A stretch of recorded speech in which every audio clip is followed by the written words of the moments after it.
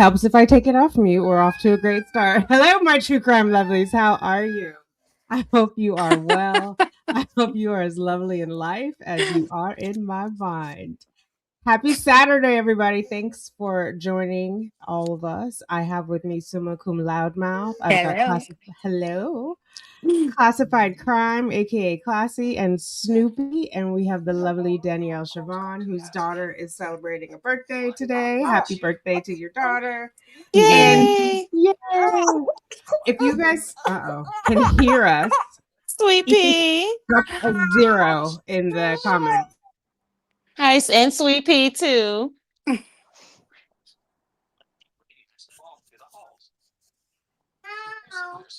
Okay, so he's intentionally doing that. So malicious. So malicious. Okay, we're going to talk about who else? Sarah Boone tonight. What happened before the 911 call? Did she throw George down the stairs? Was he leaving? We're going to go through all that. We want to hear your thoughts. First up, well, let's go through. Do you guys want to go do a round of what your theories are? Yes. Sure.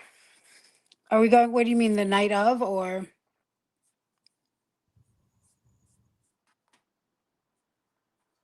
What did you say, Suma? I said, are we talking about the night of the incident? Yes. Yeah. We've got DC in the house. Nothing on the ground yet. Oh, yeah. Hope everybody's warm and cozy. Yeah.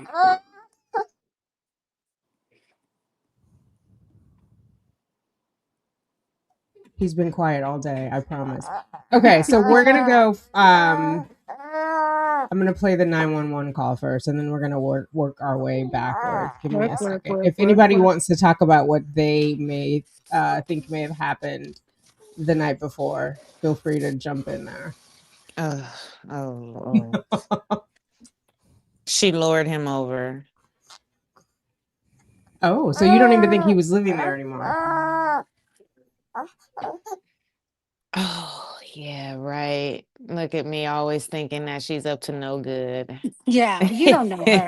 And still, you don't know her. It just yeah, he did. He was living there at the time. You're right. Also, I think someone in the chat told me today that the brown sandals that were next to the suitcase were Sarah's. She was wearing them. I always thought they were George's. Yeah, they look like George's, but George, I think, his wouldn't be so beat up and gross looking. But yeah, they were hers, I believe, and they moved throughout that video and photo slideshow she created. Right. So was she like walking around, taking them off, getting comfortable, putting them back on? Like, Well, I think they moved between when it was upside down, even though she didn't want it to be like that, and right side up. I didn't want it to be like that. I want it to be like that. I know. Okay, 911. Here we go.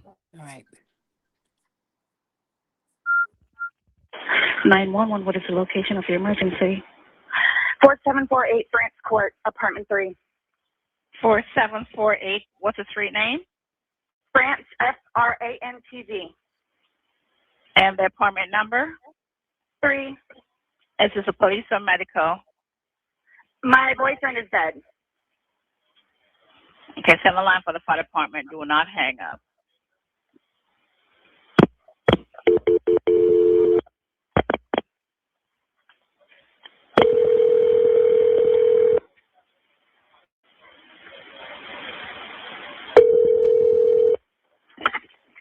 Fire rescue. What's the location, Mercy? That's 32. No, please don't leave. 4748 France Lane, apartment 3. France Court.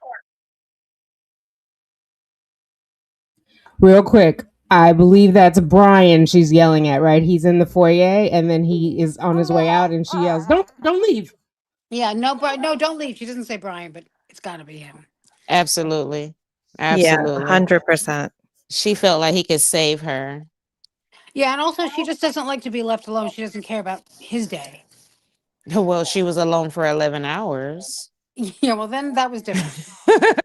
she was cleaning up her She mess. was sleeping. Yeah, she was staring at the back of her eyelids, I Yeah. think. Yeah. Looking for jobs too. Yeah, of course.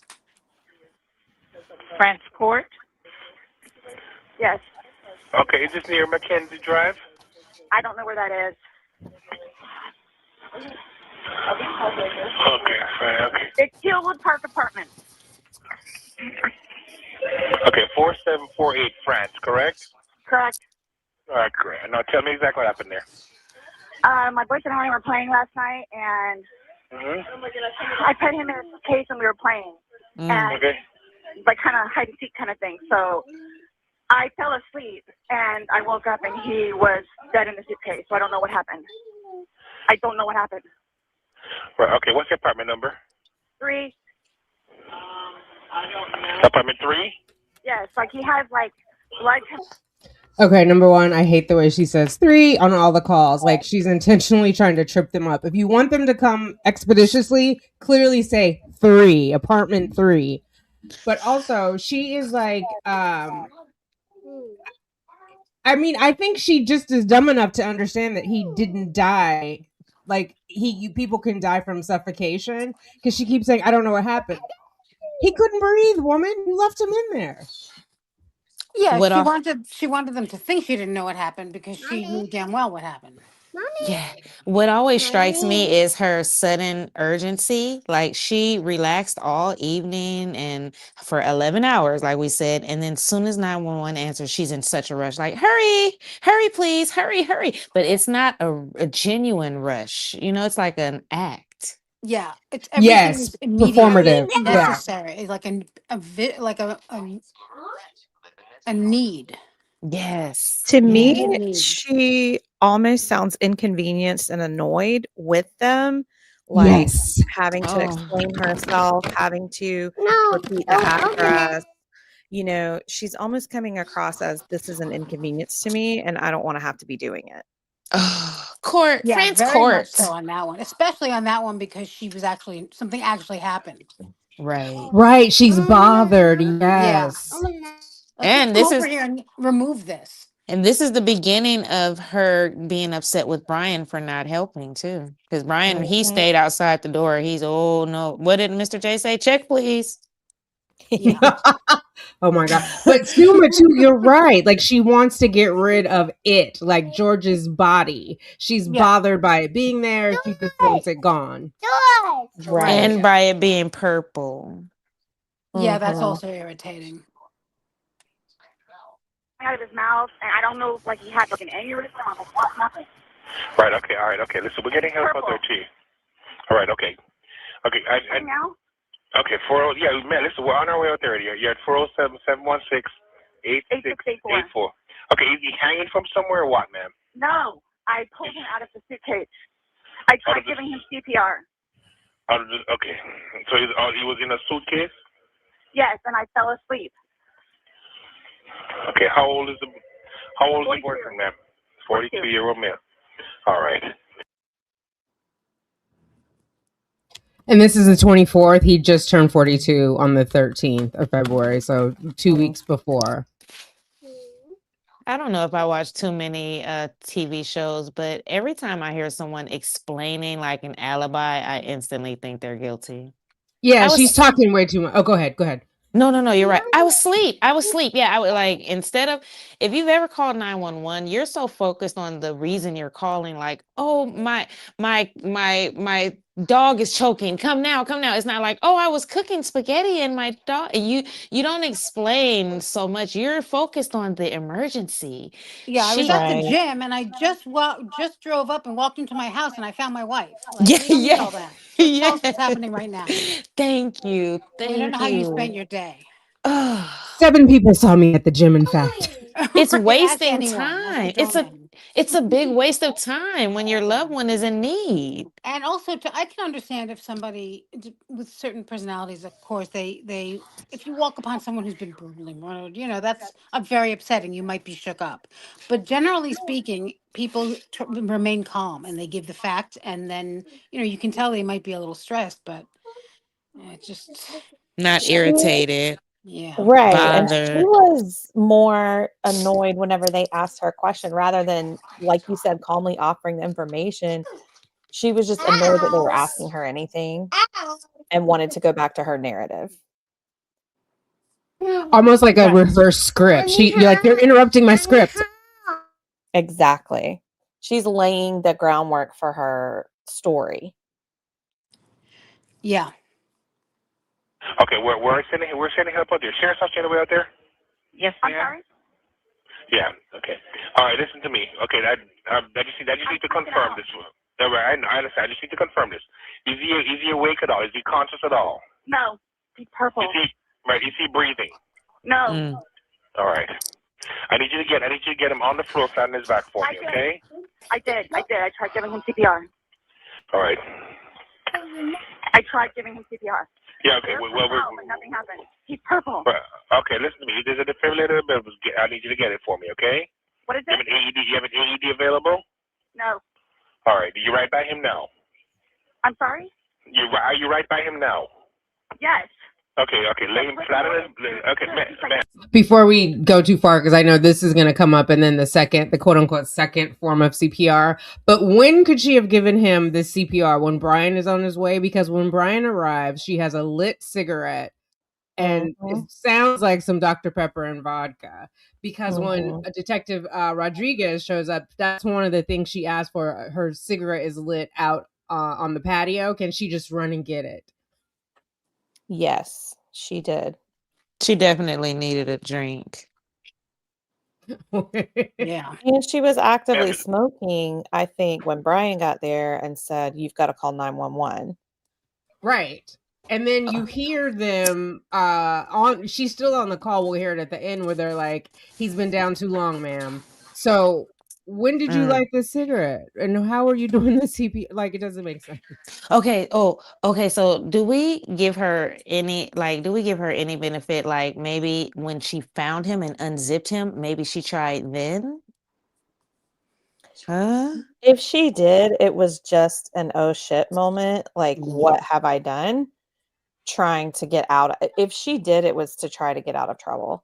She in my probably opinion. like punched his chest or beat probably like hit him and just like or maybe when she pulled him out, it was probably evident that he was gone. Right. But see, like when you take CPR class, it's continuous. They give you a little leeway if you're by yourself, but the purpose is to get blood to the brain so the brain is oxygenated, right? And hopefully get some air. But even if they don't, it's not like the movies. Like you're supposed to keep going, keep going. So she did it and then went to take a cigarette break. How could you even light a cigarette? Oh my God. I feel like she was just saying she did it as a check off the list of things they're going to tell me to do. So I can let them know, oh, I've already done that. It didn't work. Just get here and take care of it. Clean it up. She is a know-it-all, so she's like, "Oh yeah, I did that already. Just come. I did that already." Yeah, like dismissive. Just get here. Yeah, and they should take her word for it, right? Because she already did that. She knows what she's doing. He's definitely dead. Well, I think she even said something like, "Sweetie, I did that, sweetie. He's dead." Yesterday. Yeah, right. That she even kind of dismissed the 911 operator, a medical professional. Mm-hmm. Yeah.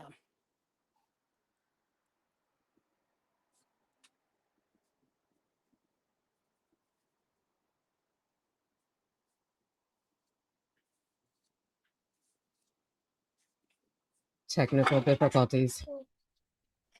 Shout out to the chat. Noni lady says she didn't try to give CPR. Hey Tony, hey chat. 911, what is the location? France Court? Hanging from somewhere or what, ma'am? No. Awake at all? Is he conscious at all? No. He's purple. Is he breathing? No. All right.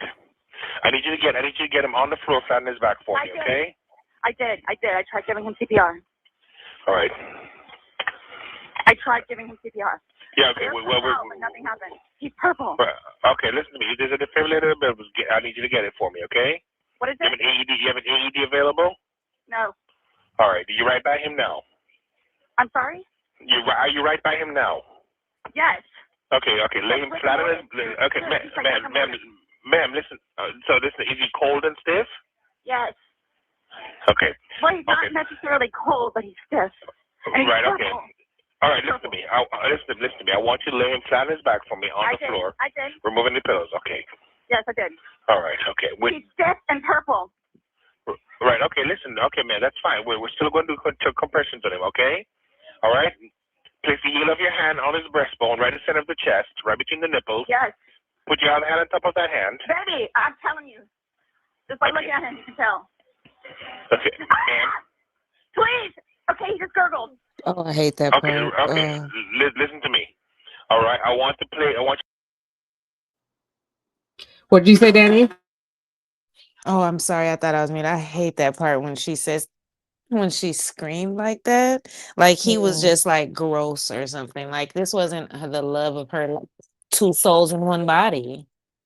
You know, this Oh is yeah. supposed to be the love of her life, and she's saying it like he's gross, like, you know, like he's something she doesn't want to touch. That just Like really, she's repulsed, yeah. oh, that bothered me. Yeah. And then I heard her say baby. And like, why would you say that to the 911 operator? Is Because that what you're she called always him? drunk. Yeah. Classy, yeah, inappropriate, Let very me So rewind it inappropriate. back. inappropriate. Okay. She, All right. Place the heel of your hand on his breastbone, right in the center of the chest, right between the nipples. Yes. Put your other hand on top of that hand for me, okay? What is You have it? an AED? You have an AED available? No. All right. Are you right by him now? I'm sorry? Are you right by him now? Yes. Okay. Okay. Lay him flat on his. Okay, ma'am. Listen. So listen. Is he cold and stiff? Yes. Okay. Well, he's not necessarily cold, but he's stiff. And he's Right. Okay. purple. All right. Listen to me. Listen to me. I want you to lay him flat on his back for me on the floor. I did. Removing the pillows. Okay. Yes, I did. All right. Okay. He's stiff and purple. Right. Okay. Listen. Okay, man. That's fine. We're still going to do compressions on him. Okay. All right. Place the heel of your hand on his breastbone, right in the center of the chest, right between the nipples. Yes. Put your other hand on top of that hand. Baby, I'm telling you. Just by looking at him, you can tell. Did you hear that time, Classy? Baby, I'm telling you. Yeah. that's so crazy to me. Yeah. And the she does that 911 with operator. another cop too. I think that's just, to me, that says that's somebody who's drunk all the time and who's always around people who are drunk all the time. That's how they talk. Yes. He took a deep breath after that too. He said, Yeah. Yeah, he did. Yeah. he knew. I feel like he knew he knew something was off. Yeah. He knew that his work was going to be for naught. He couldn't. Yes, because his job. You're right. His job is to save George. Yeah. And she's not listening to him, and she's argumentative with him. Yeah. So frustrating for him. I can imagine. He's like, is he cold? Is he stiff? He's trying to assess the situation, and she's irritated. Yeah. Yeah, her normal entitlement superiority is coming through. Yeah. She's almost being assertive. In my opinion, she's almost being like assertive, like asserting herself over the professional, saying, I know what I'm doing. I know what I'm talking about. He's gone. Oh, she continued that all the way into the interrogation and the courtroom. Yes, she did. Please. Okay, he just gurgled. Okay. Okay. Listen to me. All right. I want you to place the heel of your hand. Okay, right between his chest, right between his breastbones. Yes. Put your other hand on top of that hand. Yes, We want to pump his chest to me hard and fast, going at least twice per second. I'm doing it again. Okay, no, just keep on pumping. That's all you need to do for me. Keep on pumping his chest for me. I don't need you to stop and talk or anything. I just want you to count out loud for me, okay? 1, 2, 3, 4, 5, 6, 7, 8, 9, 10, 11, 12, 13, 14, 15. This is like. Okay, ma'am, just keep on pumping his chest. That's all you need to do for me, okay? Yes. Come on, please. Hurry up. Okay, ma'am, they're driving here as fast as they can. Okay, don't stop to say hurry up. Just keep on pumping and counting. I'm still doing it while I'm talking to you, okay? Okay. Still doing it. All right, just continue pumping his chest. Count on us. I can count with you. 1, 2, 3, 4, 5, 6, 7, 8, 9, 10, 11, 12, 13, 14, 15, 16, 17, 18, 19, 20, 21, 22, 23, 24, 25, 26, 27, 28, 29, 30, 31, 32. Please hurry. Okay, ma'am, they're getting there as fast as they can, okay? He's stiff and he's purple. Okay. Keep pumping his chest for me, ma'am. I'm still doing it, okay? Still doing it. Just don't make me count. Right, okay, that's fine. You're doing a good job. Just keep on doing it for me. That's all right. They're getting there as fast as they can, along with the sheriff's office also, okay? Please. Right. Okay. Keep on pumping, ma'am. 1, We were playing hide 2, and seek. 3, 4. 1, 2, 3, 4. 1, 2, 3, 4. Keep on pumping for me, ma'am. I'm doing it. I'm doing it. Believe me, I'm doing it, okay? We were playing Okay. hide and seek. Okay. All right, I understand. All right, just keep on pumping for me, okay? Okay. Please hurry. This Right, is okay. horrible. This is horrific. What happened? Like, what happened? Okay, man, just keep on pumping his chest for me, okay? They're in the parking lot. They should be up there shortly, okay?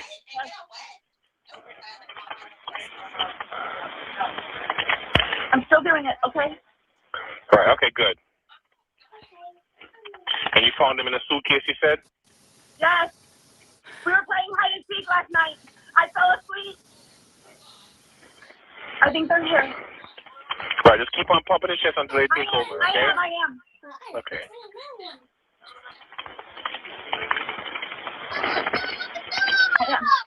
Okay.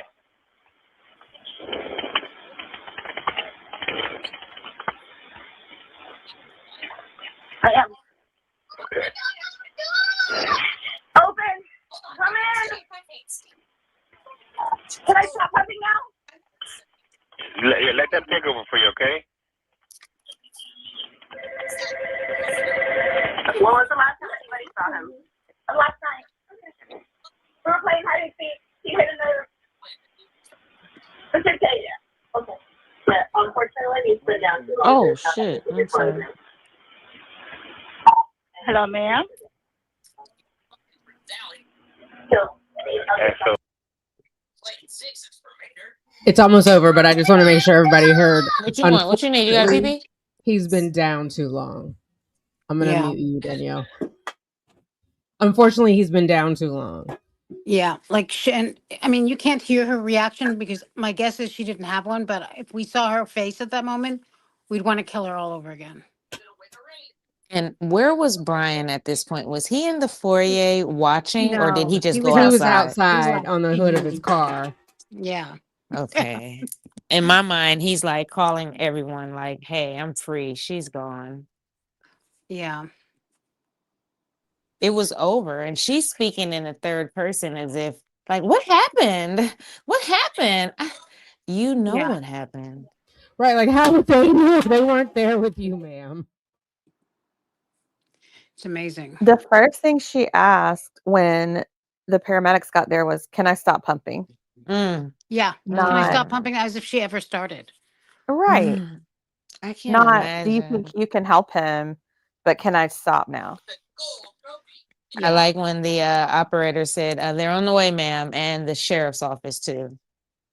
Oh, I missed that. I love it. I'm Yeah. Oh gonna play the yeah. end of it and then we can talk. Hang on, I just want to make sure I catch it all. we're there, obviously. All right. Yeah, no, he's my boyfriend. Is your boyfriend? Okay. Does he have any kind of metaphors? No. No, not that I know of.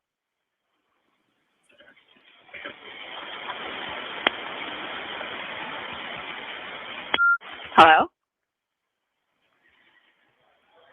Hey, ma'am, the firefighter's going to take care of you now, okay? Yeah, so we'll see you there. All righty. Hello, ma'am. Is still there? Hello?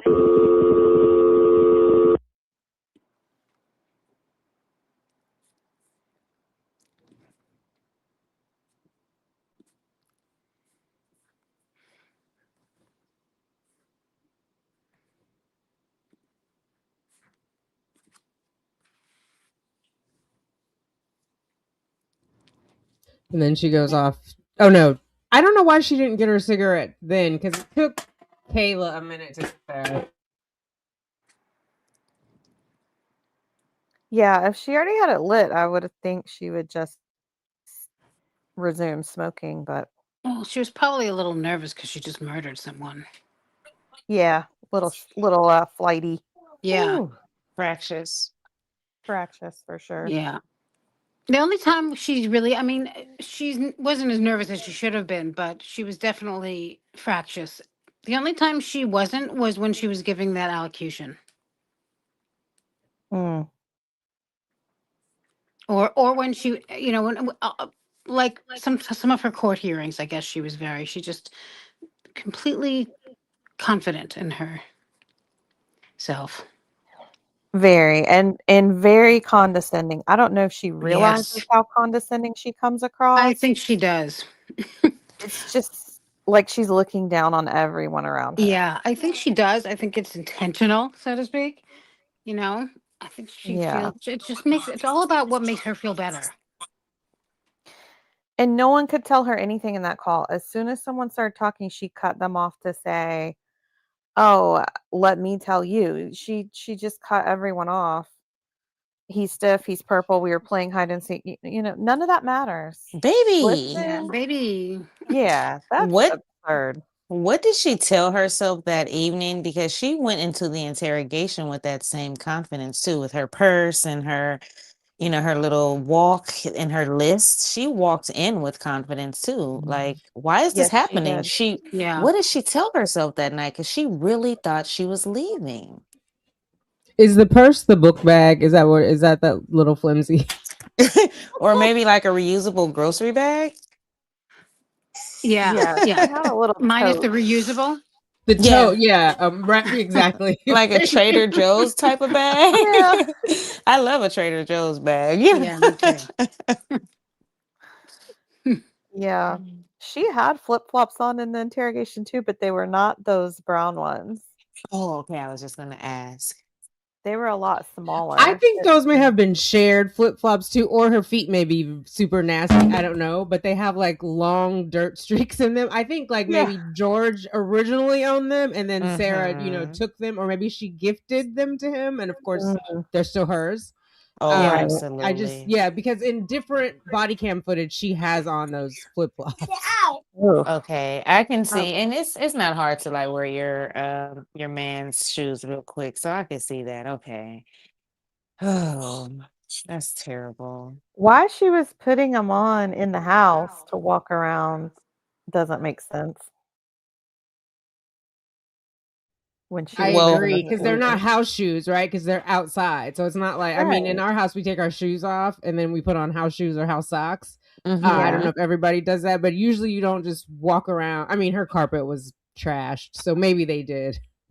But your Yeah. outside shoes you don't track them across, Right. especially with little ones. Yeah. Sh- Sarah wasn't the cleanest person. Just judging from the No. carpet alone. Just judging from the carpet alone. And the pink shorts. And the pink shorts.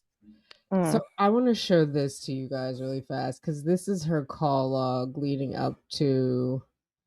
So we're on 12/24. Brian starts calling her at 11. Oh no, that's the night before. That's her call. Anyway, let's get to this. That's her call to him at 11:46 that he deleted. But the day of 2/24, he starts calling her at 10:06 to Mhm. ask if she's gonna be okay to pick up their son. She doesn't answer, right? Not answered. He calls again at 11:25, not answered.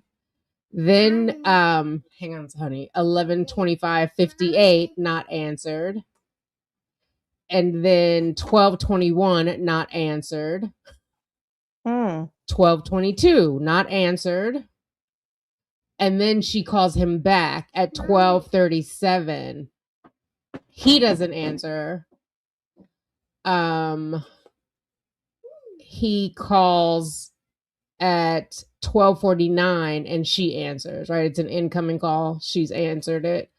And then she calls him back 12:54. Like, where are you? Are you coming? That's what he testified to. Like, he had to put the dog away, had to tidy up some stuff, and he was on his way. He told her again to call 911. She doesn't call till 12:59:26 when he's arrived. She wasn't pressed. Not at all. And Brian said that too, in his interview, that she called him and he came over and she wasn't like trying to get 911 involved. Right. So what's the theory there? Did she want him to throw the suitcase in the water? What was the plan? He had time to put the dogs away and then travel to her. If it was so urgent for George, she should have called. And what never made sense to me, she always called 911 and then she's like, I didn't know what to do. I didn't, like, girl, that's your go-to is 911. And Brian had to tell her to do it because she wanted Brian to come up with the plan. How are we going to deal with this? How are we going to handle it? She wanted him to come up with the plan, so they were in it together. And he wanted no part of it. Thank God. He was thinking out for himself and their son, right? Yeah, I think he was used to dealing with her drunken nonsense, but he drew the line at no, we could both go to jail. Sidebar. I'm so sorry. Suma's backstage and she's knocking on the door to get back in. I don't see her down here. I was just going to say that. I don't see her. She might be in a different. Oh my God. I don't know what he's doing. Mommy.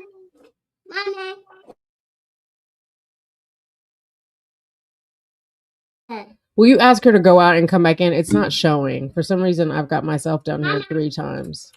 Let me exit one.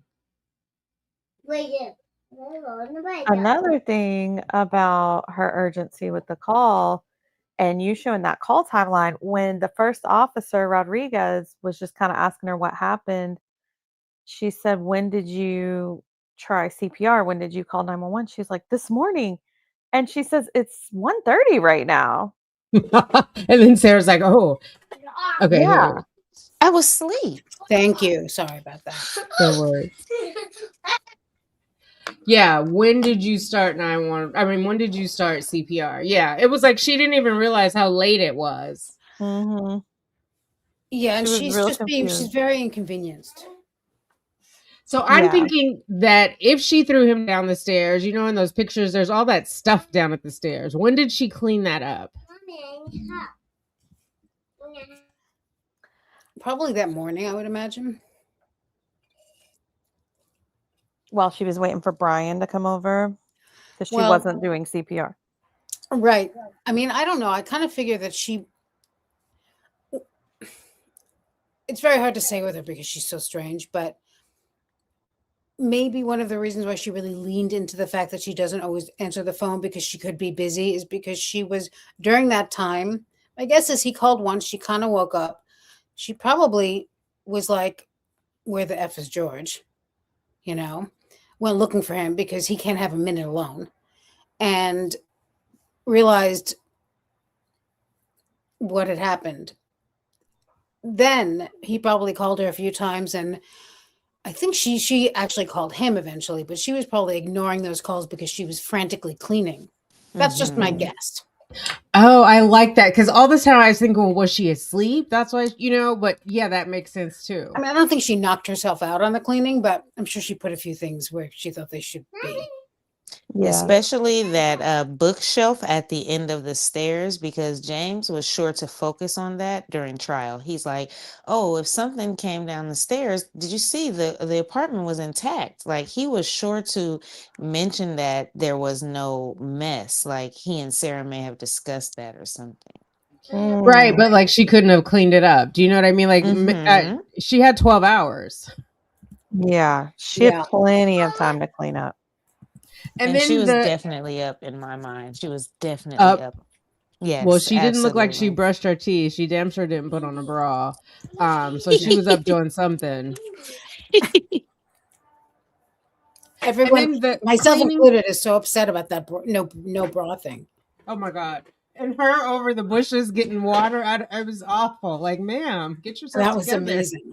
The things that the way she behaved around just those bushes alone, like when Right. she tells him to look for the birth certificate. The birth certificate, it's here. Yeah. Like it's Feel gonna free. levitate up and put itself back together. Like, oh my here, God. have at it. The thing with the cleaning, the whole cleaning story that they were doing for a sense of what was it, satisfaction, productivity, accomplishment. Thank you.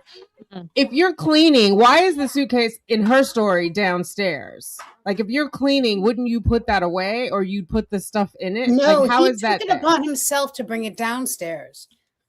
Remember? Oh, you know what? I take it back. And she Sarah's didn't yell apartment at was him? clean. Wait, No, say it again? right? Yeah, no, of course not, because that's not her style. She was just probably. I mean, her story is he took it upon himself to bring it downstairs because they were going to fill it with all of her child's clothing that she's sick of looking at. Because he can't fit them anymore, and Because they're too small. Right. That's what she's got to get rid of. Which means that he wasn't over there a lot. Right, because how do you accumulate exactly? Yeah, well, she accumulated a whole menagerie of pets that I'm sure she ultimately starved to death. But I mean, he had all those. But I think that and none of it is true anyway.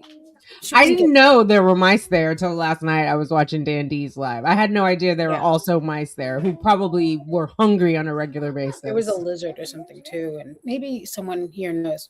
And some kind of insect farm or something. Oh. Oncologist. What was it? Anthropologist. What was she going to be? A study of bugs? Oh, yeah. Etymology, is that what it is? I don't know. Ornithology is a study of birds. She wanted that too. I don't remember. Someone in the chat help us out. What was study of bugs? I liked when she said that. Study of bugs. Maybe entomology. I mean, we hear it in some of the trials where there's like that person who comes and says, "Oh, this bug was in their throat." They can find out because of the larvae of the whatever that was stuck to his it's a gas tank. I don't know. Buffalo. Yes, it's entomology. You're right, Tanika. Okay. There's so many of them. No, it's etymology. Etymology, I believe. Okay. Whatever. Well, we're getting both here, so I know for sure ornithology is the bird. It starts with an E. Yeah. Study of birds. Study of bugs. So someone is asking, was he still in the suitcase when Brian showed up? I don't think so, because when we see in the trial, you see his legs out in that one shot. Like in all the body cam footage they sent out to the public, it's blurred, but it wasn't blurred at trial. And so I don't think he was in the suitcase and then she pulled it out in front of Brian. I don't think that Doesn't he say at one point that he walked in, saw legs, and turned around? I think so. Yeah. So if you watch the trial during the, I believe, third day, when Mr. J is showing the body cam montage, you can see when Detective Rodriguez walks in, you can see George's entire body laying on the floor. Yeah. It's not blurred. You can see his entire body, black shirt, shorts, and he's just laying those camo pants. Yeah. Yes. And it looks as if she took him out during the trial. Yeah. So you can't, it's not like directly showing to us, but you can see it on the screen very clearly, very clearly. I also saw a shot of his mouth. He had a lot of lower teeth missing. It wasn't just a couple. I think she might have been knocking him upside the head in those. Like, I don't think those are all just like these incidental teeth falling out that she was saying. Ooh. Yeah. Could have been a bat. Yeah. Like on a regular basis. Also, are we talking about autopsy tonight? Because his hands, speaking of the autopsy and injuries, I think more than just 2 fingers got out. It was like maybe even up to his forearm got out, and she was beating it, a lot of his arm got out to me, not just like 2 little fingers. I think a lot of his hand got out and she beat it back in and zipped it back up.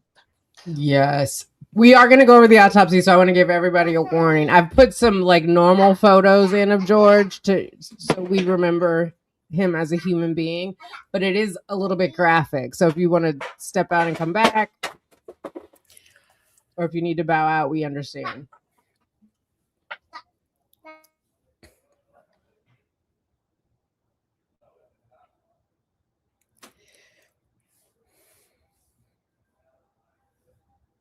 Okay, I'm gonna read. We'll see how far Sugar Bear lets me get here. Let me make this.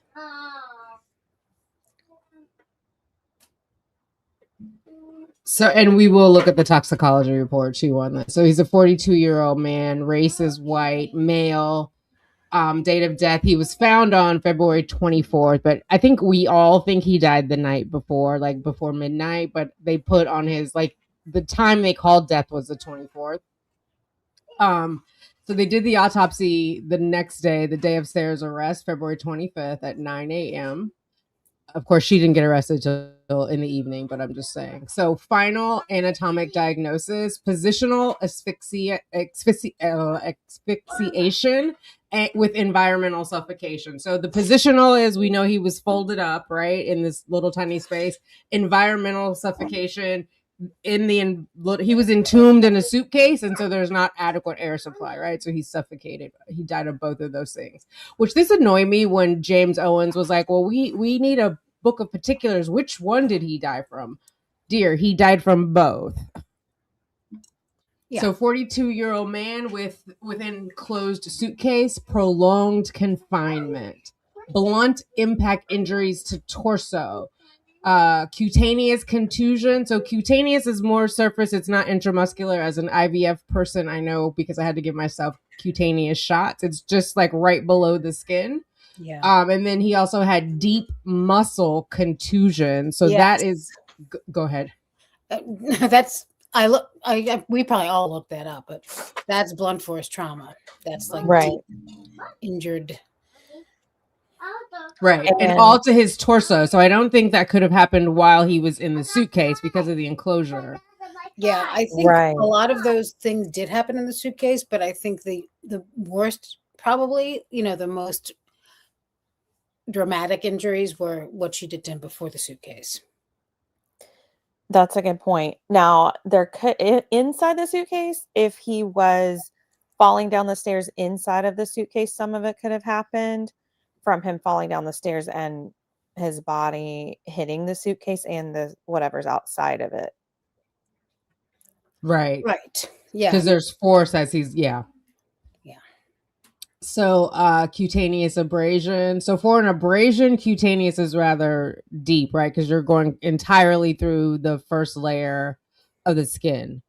Periorbital edema and ecchymosis in his left eye. So all edema is swelling. So the left eye was swollen, and I put together some graphics that are not him, but just to give an example.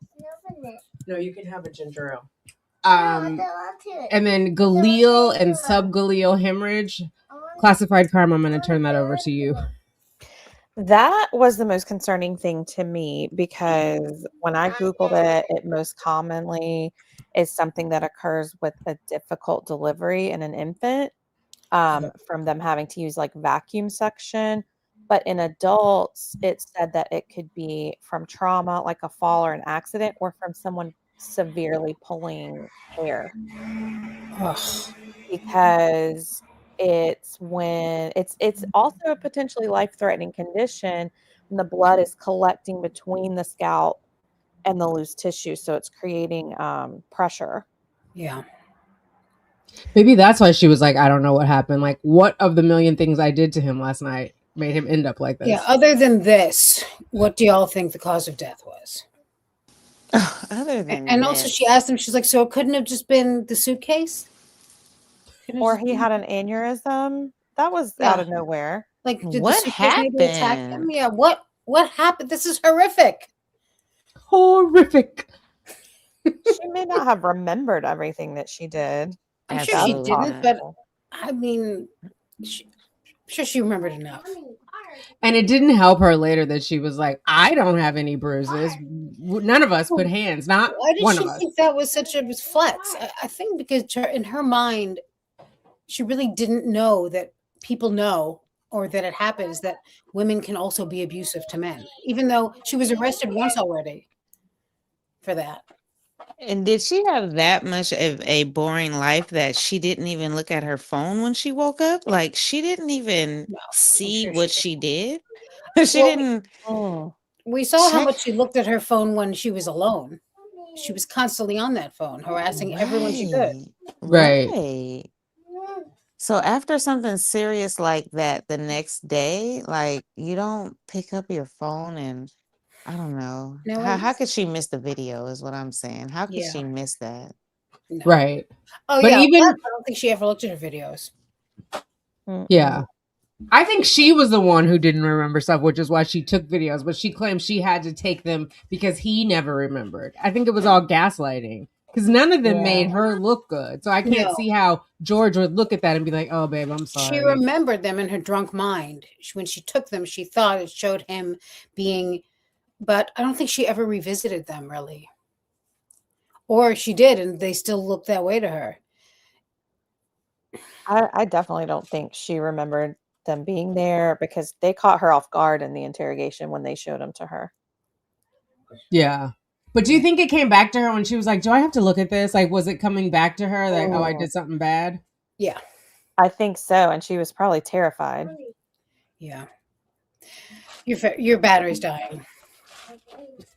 I know she was so matter of fact. You said it so convincingly. I was like, "How can you see my battery?" Then I My was like, "Oh battery's yeah." I know Chelsea was so upset about that. Like, Yeah, and she also, in a way, it was kind of good because it gave a little time to watch her, like, you know. But she also, I don't think she ever looked at her phone, right? Like even before the trial, I don't think she could ever stomach looking at any of that. And that, of course, did not help her because she never looked at them again. I just don't think she did. I think No, that I don't Cashman either. and all of the other ones told her, these videos don't make you look good. And that's all she had to hear to not want any part of them. Like, didn't want to Wow. watch them again, right? Or no? I mean, that makes sense. That makes sense. I do have to say, I was listening to, I can't remember who, but anyway, part of the reason why she wanted her physical phone was to get her 401k money. I don't know if I ever said that because Lana was trying to help her get the $5,000, but it needed to be verified by phone. You know how they send you like the authentication. I But didn't they were realize never going to let her turn her phone on. Do you know what I mean? So that also, I mean, she may have thought there were videos on there that were exculpatory for her. I doubt it. But yeah, she also was trying to get into her bank account, get someone to get access to it. Well, she had it for 30 years, so. Oh my God. Thank you, Tevi. 30 years she had that thing. Oh my God. So the autopsy is just saying that it was performed. This is the legal stuff pursuant to Florida statute. So identification, the body of George, in this picture I took from the court, from the trial, but I did cover up this part of his face intentionally, or this where his face is, Okay. The body of George. One of the dogs by him? Ooh. Down here, maybe? Yeah. It yes. is. And Detective Rodriguez told her about that too. She's like, secure those dogs. Yeah. Oh my goodness. It just goes to They show were you probably who trying to those comfort dogs him. cared about. Yeah. Because also in one of the videos, one of the body cams where they go in, where she's like, "Oh yeah, I thought you looked familiar." Where he's like, "Yeah, we picked you up one day at the bar." She's like, "No, we weren't, whatever." Those dogs are, they're around, but they're mostly by George. And when she comes to the door, they never come with her. They're never around her. But she claims they follow her everywhere. Yeah, and then there's everywhere. something She's in her outside, she's store. in the parking lot. They're never there. You never see those damn dogs. Right. They're inside with George because that's where it's safe. So sad, that picture. I mean, it would be sad without the dog, but with the dog, it's even more heartbreaking. Yeah. Because the dog is probably like, wake up, buddy. Yeah. Oh my God. Okay. Using the decedent's, oh my God. He's identified by Orange County Sheriff's Office Corporal Taylor using the decedent's Florida identification card. The identification is made on February 24th at the scene. Clothing and valuables. At the time of examination, the body is dressed in a black short sleeve t-shirt, camouflage cargo shorts, worn with a black leather belt and undershorts. I'm sorry, you're thin if you're wearing a belt on your camo shorts. It's like it's specifically just to hold them up, not a fashion statement, in my opinion. Right. The remaining personal effects are inventoried and personally verified. And he had these shorts on in a couple of the body cam footage. as well. That must be like their house clothing, the camo shorts and the pink shorts. General statement: the body is that of a well-developed and nourished adult man. I disagree, but okay. I don't know what their definition is. Compatible with the above stated age. At the time of the exam, the body measures 62 inches in length and weighs 103 pounds. Body mass index, so his BMI is 19. That's low, right? Very. Yeah. The body is ambient temperature. Rigor mortis has receded. So it's happened and it's come back. That's always confused me, but it's at this point, I think, well, when she sees him, it's the next day when this person is examining. But yeah, I feel like rigor had to be gone by the time he got out of the suitcase. Otherwise, he wouldn't have been able to lay like this. Mhm. Right. So it's receded. The livor mortis is fixed posterior and rises to the level of the posterior axillary lines. So that's the blood, right? Isn't it? The livor mortis is Right. so it's Where it fixed and it's pools. at the bottom and it's pooled because, but wouldn't it be on one side or did it reposition when he moved? I'm sorry to be morbid. Because I always thought it was like how you were resting, which is where it landed. Right. It's gravity pulling all the blood to the lowest place. So if she moved him, it can change. Okay. Fixed lividity also involves the left side of the torso and the left upper extremity in the lateral aspect. So that is he must have been laying on his left side in the suitcase. The body is neither decomposed nor embalmed. So this is not George. This is just a sample photo. Yeah. The scalp hair is black, straight, has a normal hairline, and measures an estimated 3 centimeters in maximal length. Facial hair consists of a black mustache and a black beard, which is confined to the chin. The irides, hopefully I'm saying that right, are brown. The pupils have equal diameters. So that's his iris. He has brown eyes. People have equal diameters. The cornea are slightly clouded and have horizontal bands of darkening, tache noir. So this is here. And from what I read, it's probably his eyes were probably partially open, and that's the part that was exposed. Again, this is not him. This is just an example of what that looks like. I also had a thought when the part right before where they talk about how, or it talks about how he was a, like, like properly well developed and nourished. well developed. Yeah, I thought, his mother and father raised him and fed him, and he was a perfectly healthy man. Sarah knew him for 3 years and did all that damage to him. It's so heartbreaking. Like if I read that as his mother, I think that would be the most disturbing part, Right. Well, and I also wonder if she controlled the food, because in Juan's interview, he says that George would be like, babe, we got to eat. We got to eat. Yes. George was a caretaker, I think it seems, Yeah. And I don't think that Sarah could have kept her own son alive like his mother kept him alive, or, as a child, like raised him healthy enough to be, I don't see Sarah being that good a mother. If she had to raise her son alone, I don't think. Oh, no. He'd be in bad shape. Yeah. And not only did she ruin George within that time, she ruined herself. I always note that she was only in the world for how many years? 2 maybe, after former husband, that she couldn't even make it alone. Right. Well, she moved in with George. They got the townhome in January of 2018. Her divorce wasn't final until June.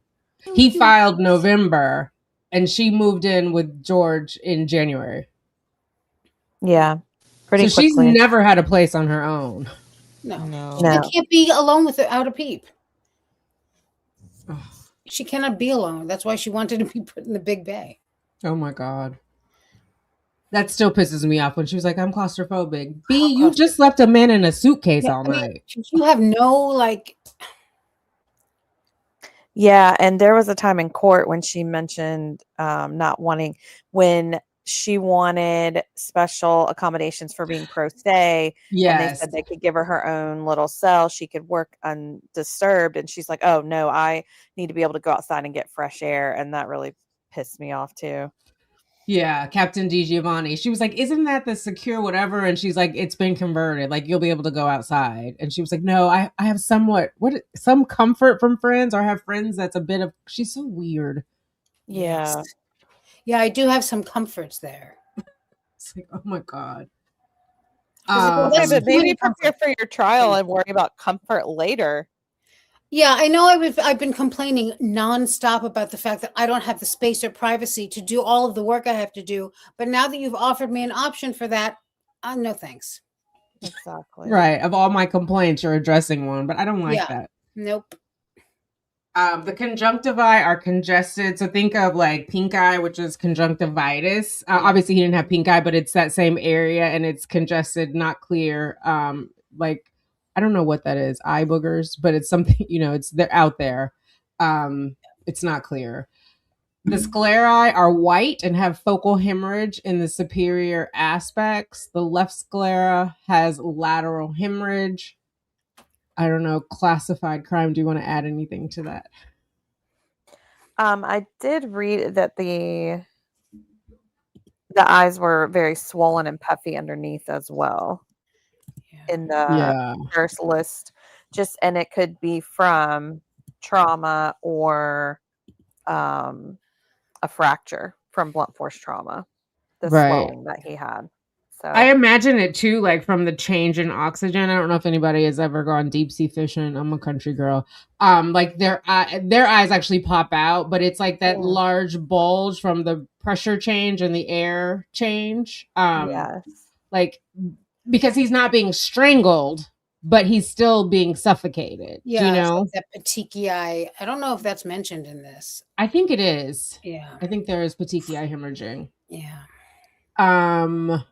External nares contain a small amount of mucus mixed with bloody fluid. Nasal skeleton is palpably intact, so his nose was not broken. Yeah. Lips have recent injuries as described below. Oral cavity has natural dentition in a fair to poor state of repair. He had a lot of teeth missing, but natural they were his. Fair to poor. Yeah, not on the good side. So not only were they missing, he probably wasn't like a teeth freak like I am. So he probably wasn't going like every quarter, Right. I mean, most people in this country, or well, certainly in other countries, but don't. They can't afford it for some reason. They don't want to. People get afraid of the dentist. They have like bad experiences. Yeah, like I'm only going to go when I have to. Yeah. But, and I'm sure he didn't go to the dentist, but that's why I was surprised that they weren't worse. Right. The oral mucosa has intact frenula and has no petechial hemorrhages in the oral vestibule. It is lined with blood-streaked mucus. The external auditory canal, so his ears, are free of foreign material. Neck is symmetrical and has no palpable masses. The thorax is well developed and symmetrical. Abdomen is scaphoid and soft and has no palpable masses. So nothing is wrong with him, basically, in the abdomen area. The external genitalia are those of a normally developed adult circumcised man with no injuries, thank God. The testes are descended into the scrotal sac and are palpably unremarkable. I always find it so insulting when I read these things and they call everything unremarkable. Right. I mean, I think in this case you want it to be. They're not going to be like, well, he's hung like a horse. You know what I mean? Yeah, they're not going to give the kind of. Not that I want them anyway in this setting. Right. Yeah, but I know what you mean. It's like nothing impressive to see here. Totally unremarkable. Yeah. Well, we know Sarah was there for a reason, for a good time. That's right. Oh my God, I know too much. One of the ocular signs of death in which a reddish-brown discoloration is transversely arranged across the sclera. So that's the tachy-noir is this. Lower extremities are symmetrical and have no anatomic abnormalities. Arms, forearms, wrists, and hands have no anatomic abnormalities. Fingernails are intact bilaterally.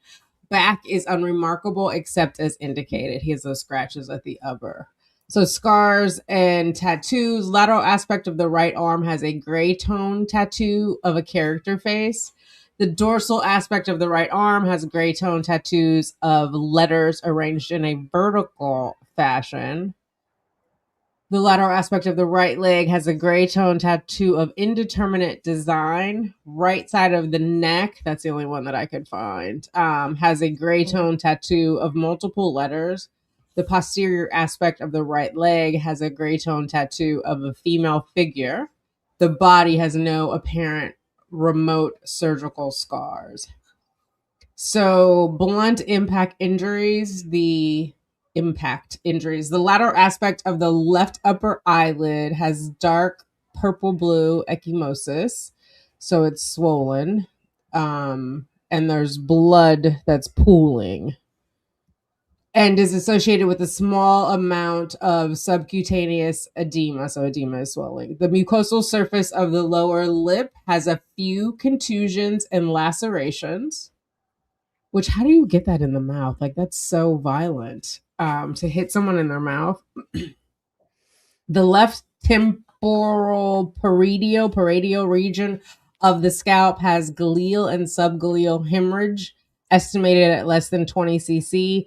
So there is swelling and blood trapped in between where his skull is and his skin is. Like, in there, you would touch it and you would feel like it's leaking from there. Right side of the face near the corner of the mouth has a crescent-shaped red-purple abrasion. Right side of the neck in the supraclavicular region, so the neck by the clavicle bone over here, I tried to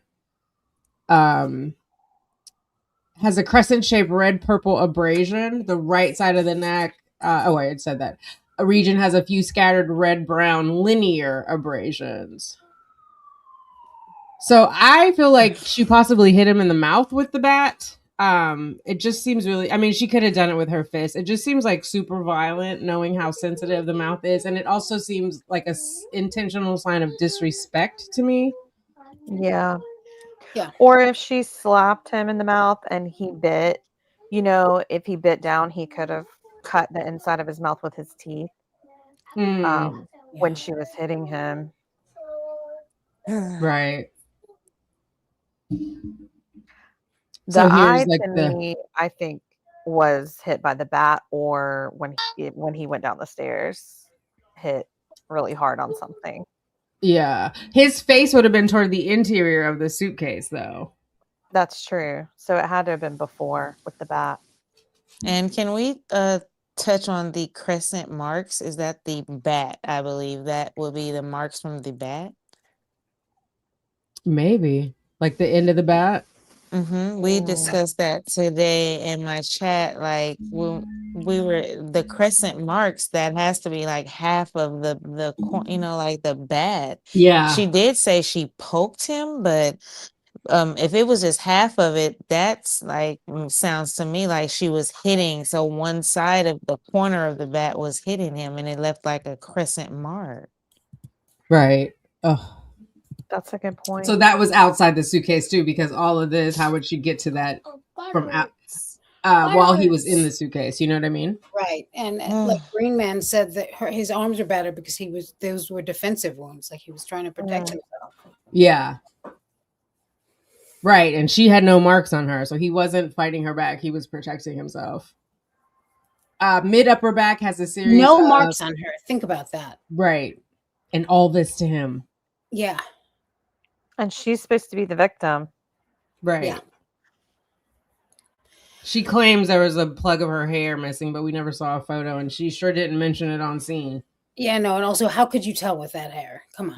Oh, Lord. Oh, my God. I'm sure there was plenty of tufts of her hair lying around just cause. There probably was. Yeah. Yeah. Mid upper back has a series of obliquely oriented linear abrasions. Those are the ones where she said it was her nails from sex when she was in the interrogation. Each with a width of 0.3 centimeter and lengths of 7, 12, 15, and 6. So I tried to do that here. Obviously, I'm not an artist.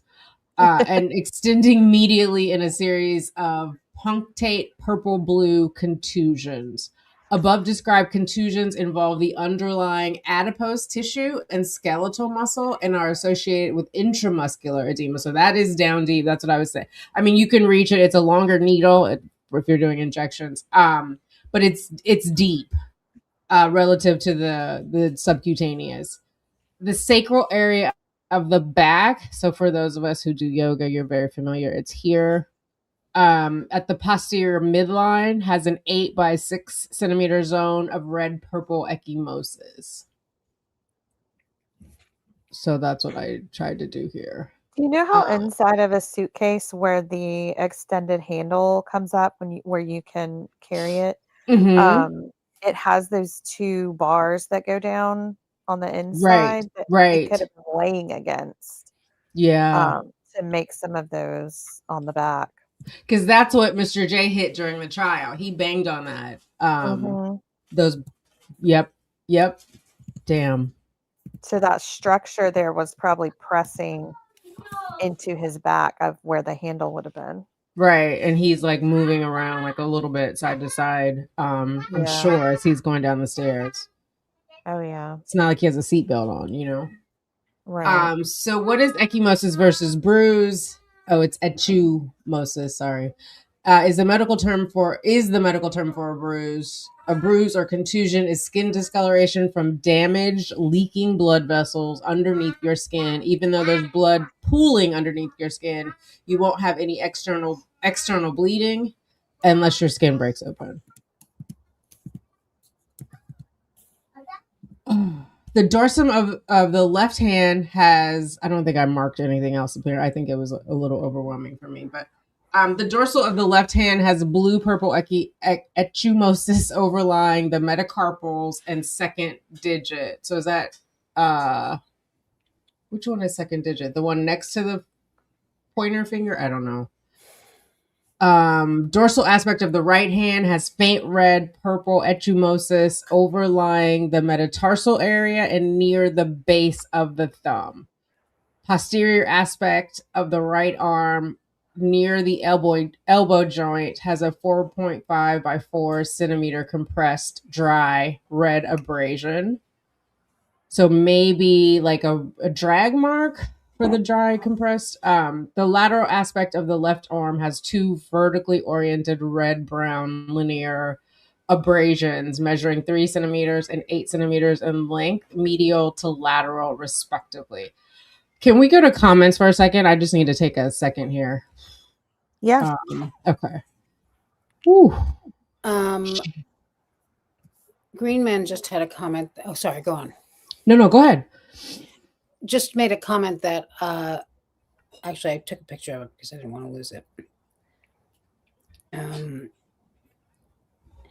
That she starts on his head. He ends up on the floor, curled up, protecting his head. She hits his back over and over. And that makes sense to me. Say it again. She starts with his head. He falls to the floor. He's protecting his head, so she just keeps hitting his back over and over. Oh. Yeah.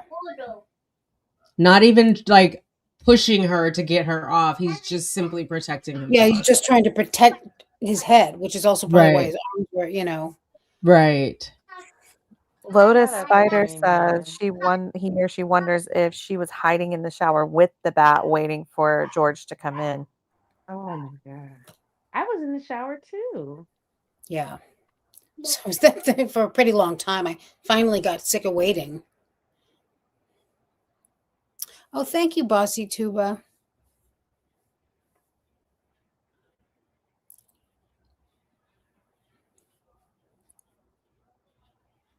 Hi, Carolina. Hello, Mommy. You're not Carolina. Carolina. Shout out to everybody in the chat. Yeah. Also, I just don't. You got drunk and killed your boyfriend. Neva NYX says George may have just been defeated because every time he fights back, she calls police. What? Right. I think other factors in that too. So you guys, I don't know if I said that this is going to be a 2-part because we want to go over some interviews. Like we're trying to rebuild the before part, but I think the stakes were different at this point. Like again, I said at the top, I think he was leaving. If he doesn't have a job. He hasn't had a job in 2 weeks. It's the 23rd. Rent is going to be due at the end of the week because it's February, right? So it's Saturday or Sunday, the good time, Sunday fun day. And then so there's all these different dynamics going on, but he's not working. Presumably in Florida, like everyone else, like unemployment doesn't give you a full check; it gives you part of your check. But he's not tied to her now. If she is taking his social security or driver's license or birth certificate, it's really of no consequence because he can go to his parents' home, right? She always tries to put him down for being, oh, you're with your parents. For a woman who's never had a place of her own, she's saying that. But really, I think leaving for him is different now. And we know in his suitcase, he had I can't remember what the name of the vial was, but it's to help with not drinking, right? Yeah. Starts with a D, I think. Or, yeah, I don't know. Yeah, I can see it. It was diazepam, which is Thank you. generic Valium. Thank you. Okay. Was it a pill or an injection? I think it was an injection. It was in a syringe. Yeah. Yeah. That's the commander. That's strange Yeah. to be given outpatient because it's more quickly received. Absorbed, yeah. Yeah. But clearly he had been drinking that day. So, but he was, he was on a path. At least he was seeing someone. We know Sarah never saw anyone They for did help. find like a tiny amount of opiates in his blood, which might not be that, but I mean, I wouldn't know, but I thought maybe that's, he obviously taken that at some point. So, right. I can skip down. The diazepam would have been a benzo. Benzo, right. Yeah. Oh, y'all fancy. I did not know. On the toxicology. So the benzodiazepines, he was negative. That would have been the diazepam there. Right. Okay, so let's look at this. And then if we're going to go back, if somebody else wants to read the autopsy, that would help me out a lot. It's just a little more than I thought it was going to be. Can you guys see this? So here's what his tox screen I was. also do think we hit the most important parts of the autopsy. Okay. I could be wrong, but from what I remember, Yeah, so maybe we don't have to go back. Chat, if you guys want to hear more of it, we'll figure out how to do that. Let us know. So what he had, yeah, it's it's making me mad at her and sadder for him. He had caffeine, nicotine. Like nobody deserved to die like that. I mean, he didn't deserve it at all. But like this just seems extra cruel. Yeah, it really was. As much as we know about her and have seen of her and are horrified, I still don't think we will ever really understand the breadth and depth of her cruelty. I really don't. Yeah. I mean, she was pissed. You don't just randomly do that. Like she had so much rage that she was taking out on him. But it takes nothing. I mean, we see how she talks to her own son. Right. I mean, her words are vicious. They're cruel. And for no reason, really. Right. Like, does she feel good after that? It's like, it's so opposite of anything I know. Yeah. I mean, And in the video she took of herself saying to him, this is for everything you've done to me. Yeah. So you deserve this, basically. Right. And it's the coup de grace, right? It's after the beating, after everything else that's going on, the day of beratement. I don't think they were out there playing darts. And then this is never did any of those things. Right. Put together 1,000-piece puzzle and they got 999 pieces and they were 3 sheets to the wind. They didn't put together no 1,000. Hell no. I can't even look at it. She continued to disrespect him even after sentencing. Like, oh, am I supposed to be like, oh, wah, poor George? She's never ever, to me, felt sorry. Not like a glimpse of sorriness for him. Nope. Right. And I think that extra pisses me off about her journals too, because you have made that family suffer so much and like you're still continuing to make them suffer. I mean, can't read. I just can't. I mean, I haven't read I read the first entry or whatever, and I was like, this is trash. Right. Yeah. Okay, I'm going to do his talks. Caffeine, nicotine metabolite, and caffeine and caffeine metabolite were in his peripheral blood draw. I don't know if these are negligible or not, but amphetamines, he had 0.100, and the measurement is the milligram over liter. Barbiturates, 0.100. Where's Benzos, the benzos? I see. 0.05. So classified crime, Everything- you're saying this is the injectable? Diazepam, yeah. Okay. But This those is, are the cutoff reporting limit over in that column. oh, is it? Okay. Oh, I see. It's Yeah, just because you negative. see where it says negative or none Yeah. detected. I see it. He didn't Oh, have this any is of the, that. okay. Right. Okay. Gotcha. Thank you. Yeah, amphetamine, even if you had a prescription for Adderall, that would come up positive. Right. Oh, interesting. Okay. Yeah, Adderall, Vyvanse, Ritalin, anything like that would be an amphetamine. Yeah. Barbiturates, those are less common. The benzos are anything like Xanax, Valium, Ativan, any of that. Ativan, yeah. The buprenorphine is something a lot of people take to get off of opioids. But it can be used to get high, but it's supposed to help you wean off of opioids. And then we know what cannabis is, and cocaine and fentanyl. And then any opioids would be your Oxy or Percocets, things like that. But he was negative for all of that. The blood alcohol. Where? Yeah, that was, I was looking for that. It's the ethanol, right? Yeah. So that was a little high. Well, this one is 0.21. That's like what, almost 3 times the legal limit for driving. I believe, yeah. If we're going at 0.08. Yeah. 0.24 would be 3 times. So yeah, pretty close.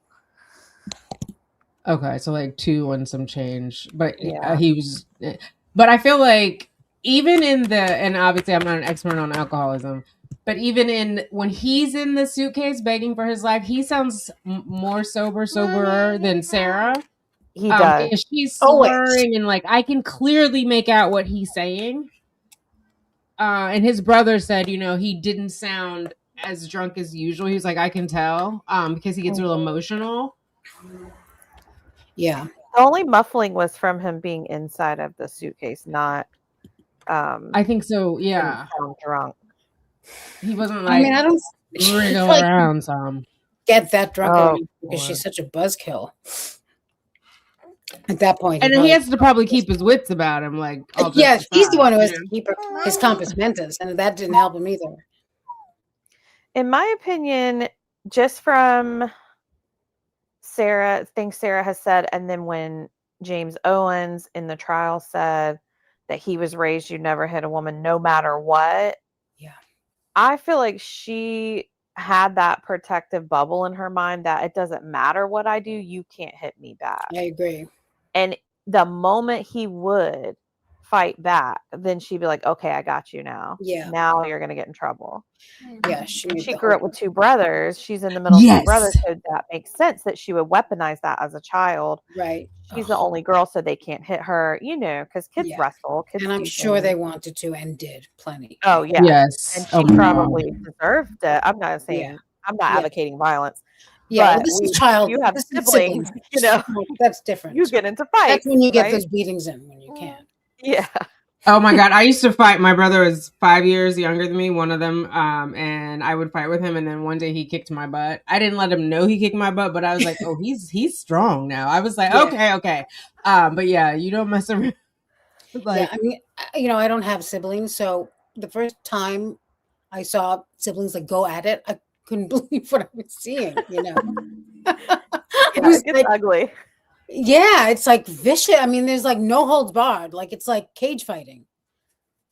It just builds up when you live with someone and they're always getting on your nerves. It's like 1 minute we're all watching a movie, and the next minute someone's climbing over the couch to get to the other one, and then afterwards it's like back to business as usual. Yeah, all out brawl and then normal.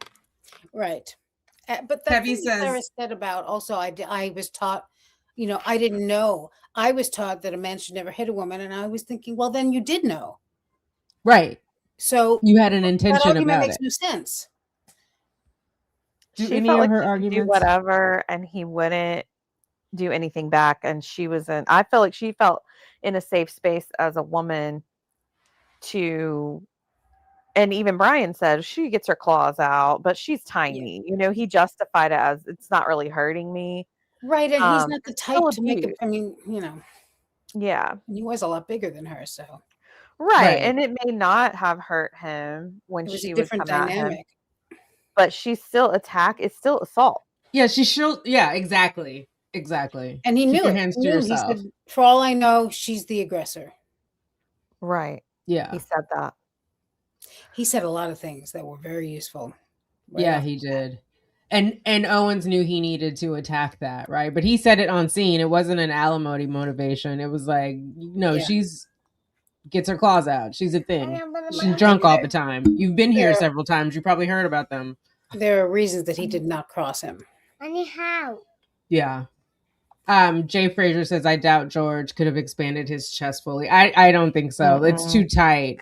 He couldn't get, and it sounds like in between video 1 and video 2, like he's getting less oxygen, right? I don't think he could be fully oxygenated. Hello. Oh my goodness. Hello. He Such a can't hear kitty. you. I got my ear in his ear. Oh, But like, sorry. oh my god. No, it's okay. Yeah, but it just is, it's cruel. All the Yeah. way Yeah. around. And she hears him begging, and then she's like, shut the F up then. Like, he can't breathe when you're saying that. Yeah. Like, if you're talking, the same thing with George Floyd, same year. Oh, he was talking. Yeah, that doesn't mean you're fully oxygenated. There's a difference. Right. Yeah. And you can go in And there's get- talking and there's talking. Right. Right. A full conversation. Right. Babe, I can't breathe. And I and can't when you go breathe in is for not an talking. exam and they do your oxygen levels, it can be too low, even with you just sitting, normally. So I mean, if what you're saying when you're talking is I can't breathe, that's not just talking. Right. That's the last thing you're going to say ever. Right. Right. You're not whistling Dixie. You're not Right. You're not reciting the mentioning that in Declaration. passing. Yeah. Yeah. I mean, it's so obvious that she did some kind of assault to him prior to him getting in the suitcase. Absolutely. So the whole narrative of he just got in the suitcase, we both thought it was funny. Yeah. No. He wanted out. I think he was, if he fell down the stairs in that suitcase, he might have had a concussion, been passed out for a time, and then woke up calling her name because he woke up in the dark, not knowing what was going on. What do we Like coming down the stairs? Yeah. And then he might have passed out for a brief time, from the fall, and then woke up saying, hey, like calling her name and telling her he can't breathe when he came to. Yeah. I wonder if she thought he was dead. One last thing about the autopsy that I want to mention before we move on or whenever we move on, is that ring was not with him. There was no mention of a ring. His belongings were his belt. Oh, you're right. Nothing else. Mhm. I thought he Very wore an good earring, point. but that there was no earring mentioned. So, I mean, this was all of his belongings, right? Right. Everything that was on him when they got him. And the contents. Yeah. Yeah. I think that she mentioned that ring to try to prove something. I don't know what, but Or to see if she could get the police to make the Torres family give it back to her because she bought it and gave it as a gift. And I when you think give she had someone it. something as a gift, I think you she can't had just it. take it back. I think it was in her house, would be my guess. But maybe that's also possible. That's a really good point, Suma. Nobody mentioned Yeah. the ring in the autopsy. That's a very good point. Yeah. I was looking, they also didn't mention stomach contents. I don't know if that's only on TV. Because I was like, when does the last Or time not. we eat? Yeah, well, I think that's why they kept asking her during that. That's why Mr. J kept saying to her, do you remember what you had for breakfast? Do you remember what you had for lunch? Because my guess is he was asking that because they didn't eat. It does mention it actually on page 6 of the autopsy. It says gastrointestinal tract. Okay. Let It me says the take this. esophagus is lined by smooth gray-white mucosa with no lesions. The gastric mucosa has the usual rugal folds. The stomach lumen contains a measured 100 ml of tan red purple fluid with no identifiable food particles. So just liquid in her stomach. There you No go. food. I mean, and I knew that had to be the case because there was a reason he kept mentioning that, asking her, and the way she answered, she knew, this may have been, I don't know if it was like a particular issue within the I don't know what, but it was an issue for sure. With him eating. Well, she Yeah. also had a food stamp card. So if that was in her name because, she had a child and she could claim, Yeah. all she had was $1,000 a month alimony that was like able to be traced to her or her unemployment. Mm-hmm. She had a food stamp card. So she was in control of that food stamp Mhm. card.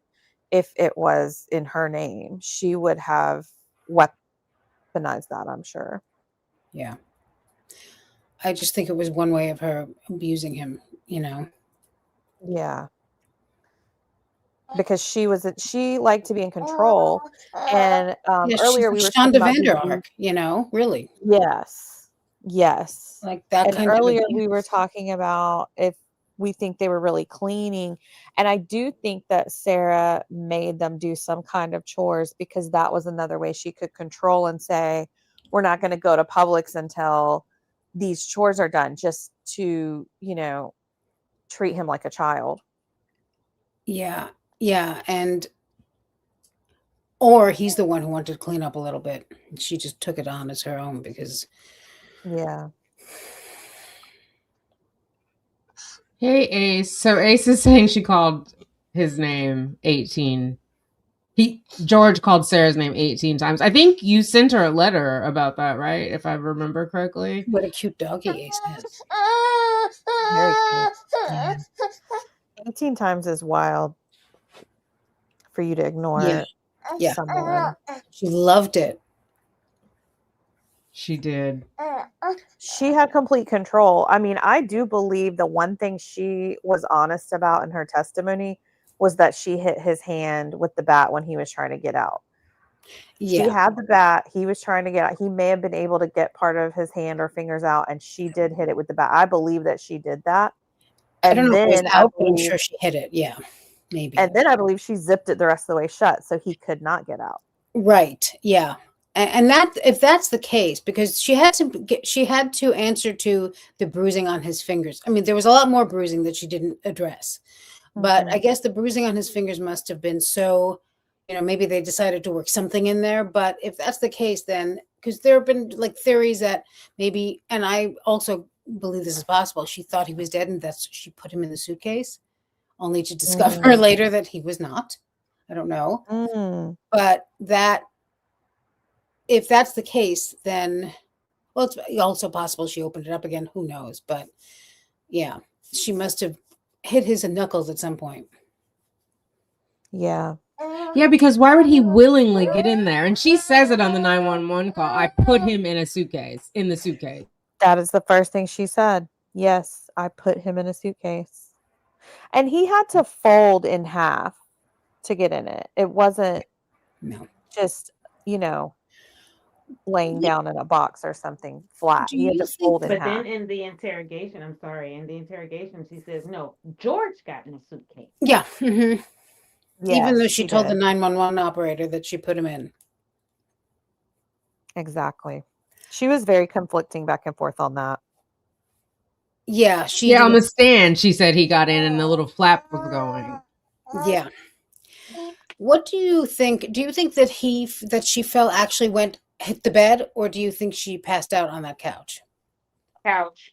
Me too. I think she passed out on the couch, but I do think eventually she woke up and went and got in bed. I think she woke up in bed and was like, what's going on? She focused on the bed too much for me. I thought it was a lie.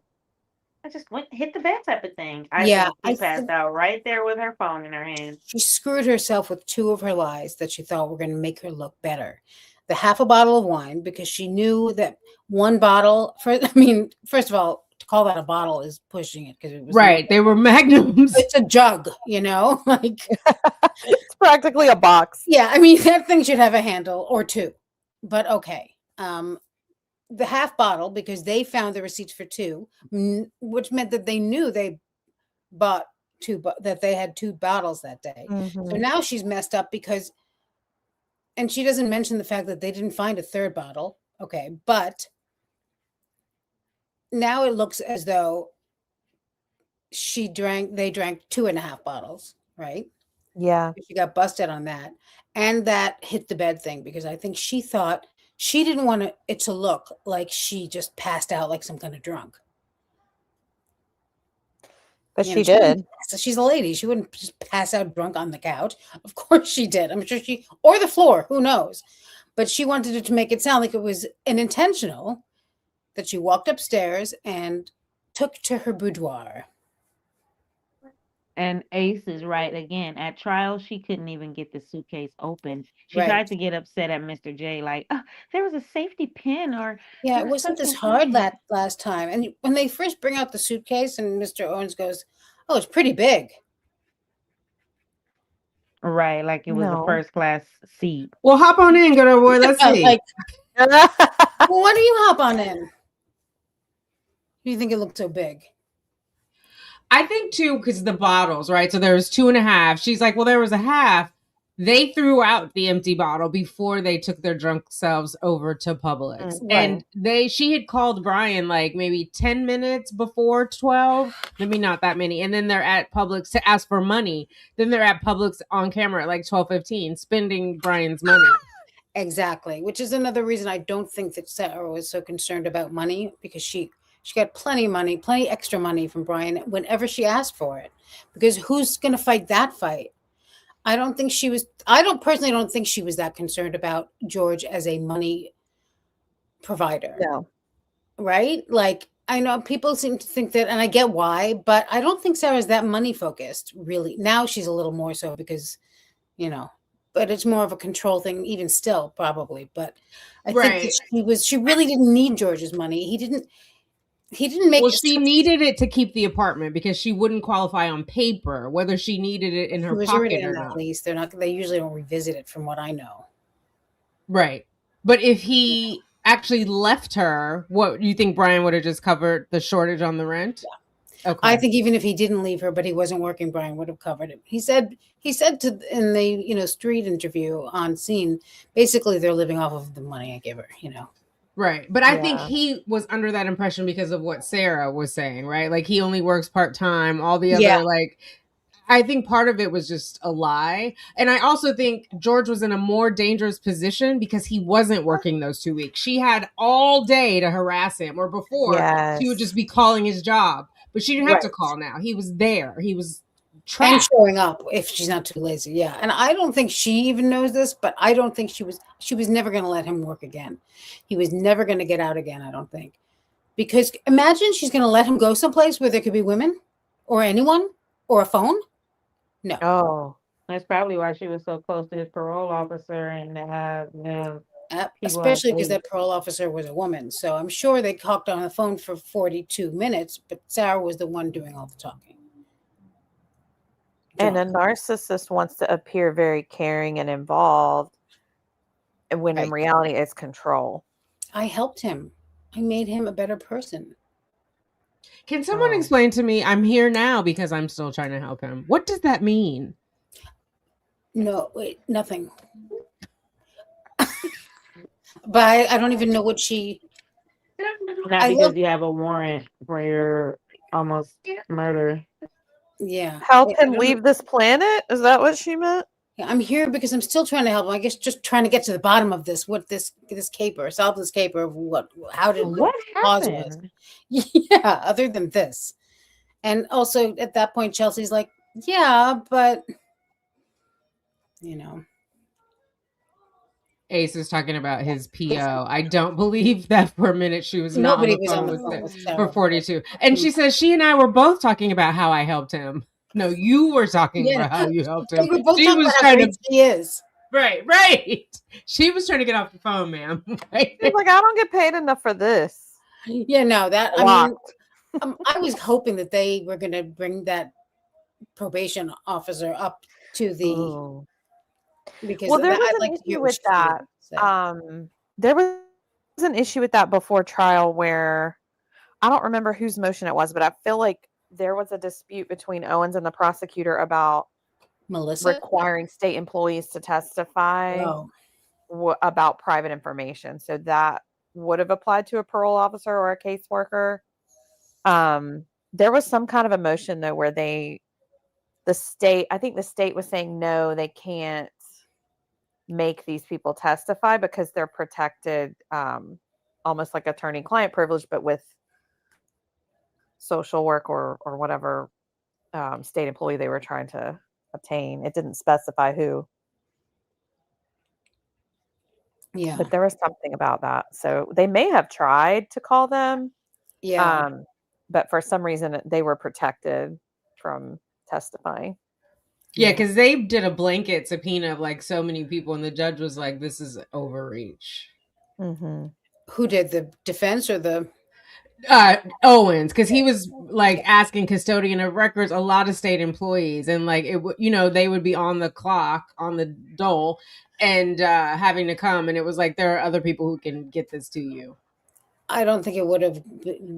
I mean, it would not have helped them anyway. I have a feeling au contraire, but that's why I would have liked to have seen that, even if it was the defense calling. Yeah, right. I It mean, would have been interesting. Yeah, I mean, they got that poor Pearl Walker up there. that was so gross, and I was like, has she even seen the evidence, ma'am? Go home. Yeah, and then when, Yeah, she was confused. I mean,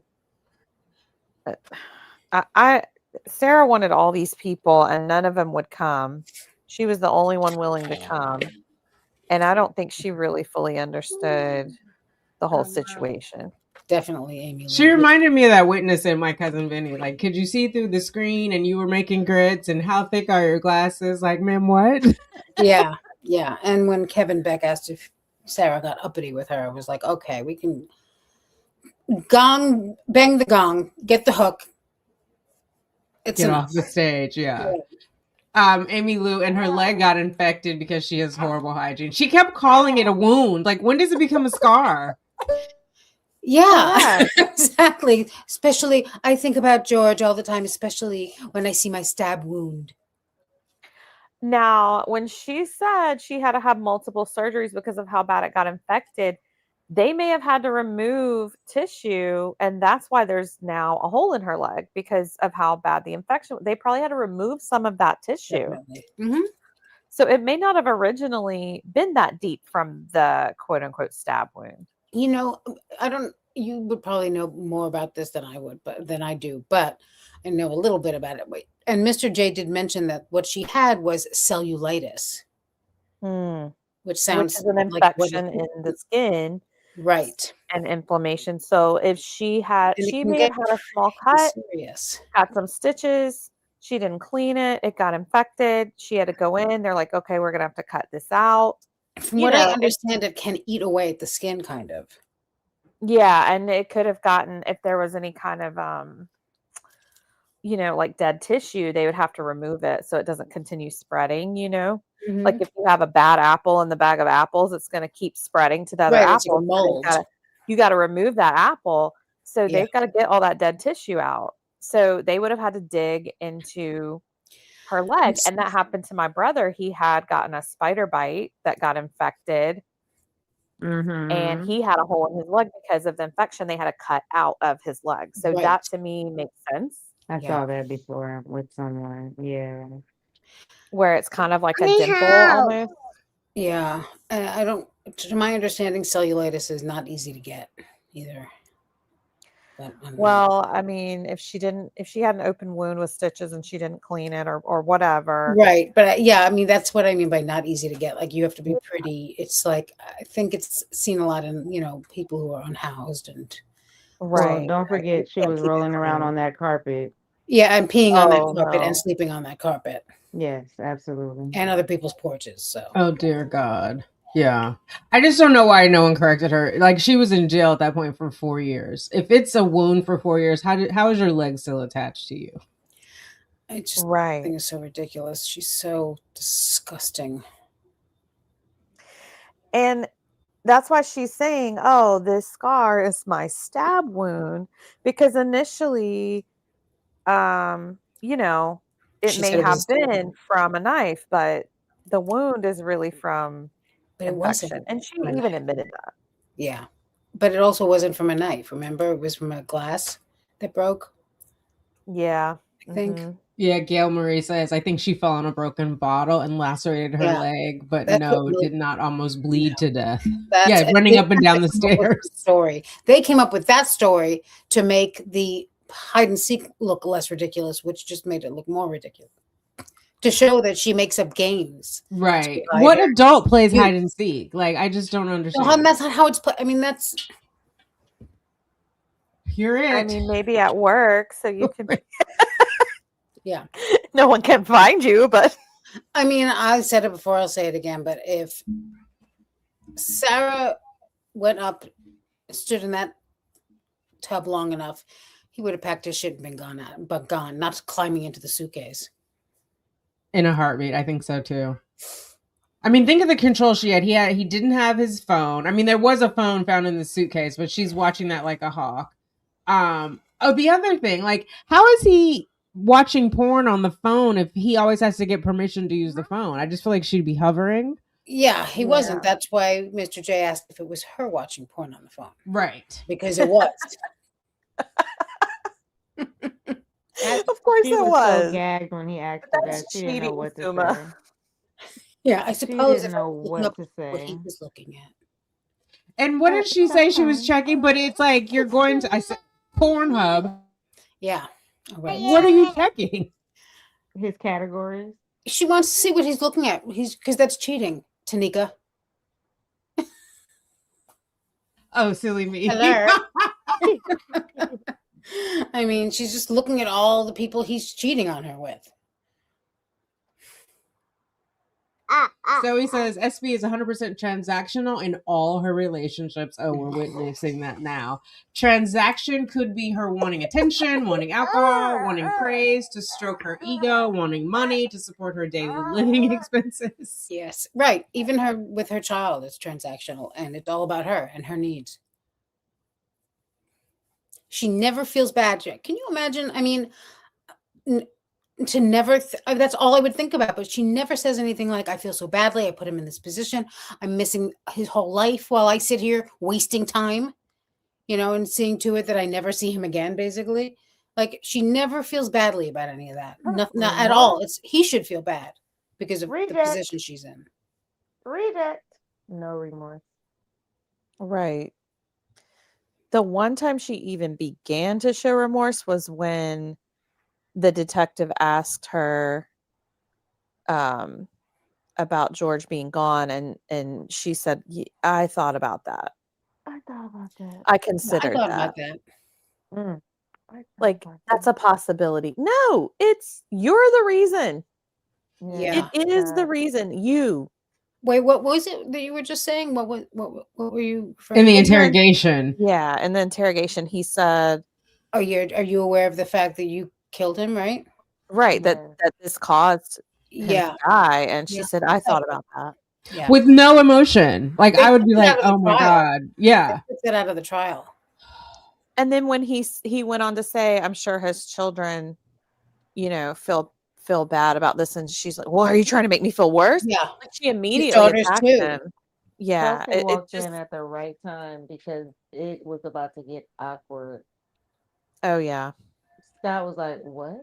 Like, he was like, "What?" He couldn't even believe she said that. Yes. He was like, I mean, anytime you try to hold a mirror up to her, she gets very nasty and says her most stupid things.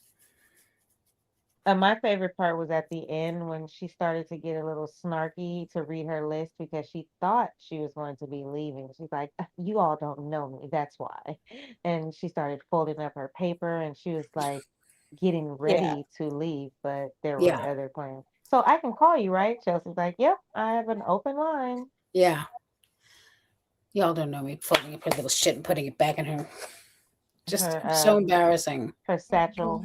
What does that even have to do anything? Even if I know you, even if I don't know you, I know that you left a man in a suitcase and taunted him as he begged for his life. That's all I Right. need to know. They don't know you. Right. They don't know if you would do this or not. But given what what you've done since the moments before they met you, and since then, they're going to lean toward, Now hold They on, know you're everybody. trying your One time. obscure incident does not define her right, entire isolated existence. and obscure, isolated. Oh my god. Yeah, the snuff film. The whole snuff film is all I need to know. Right. And isolated, someone had that I pulled it up earlier, like isolated incident or it's like going to a job interview with different color shoes. It's not Right. That's an unfortunate incident. Isolated. right. One navy, one black. Like yeah, Right. that's unfortunate. Oops.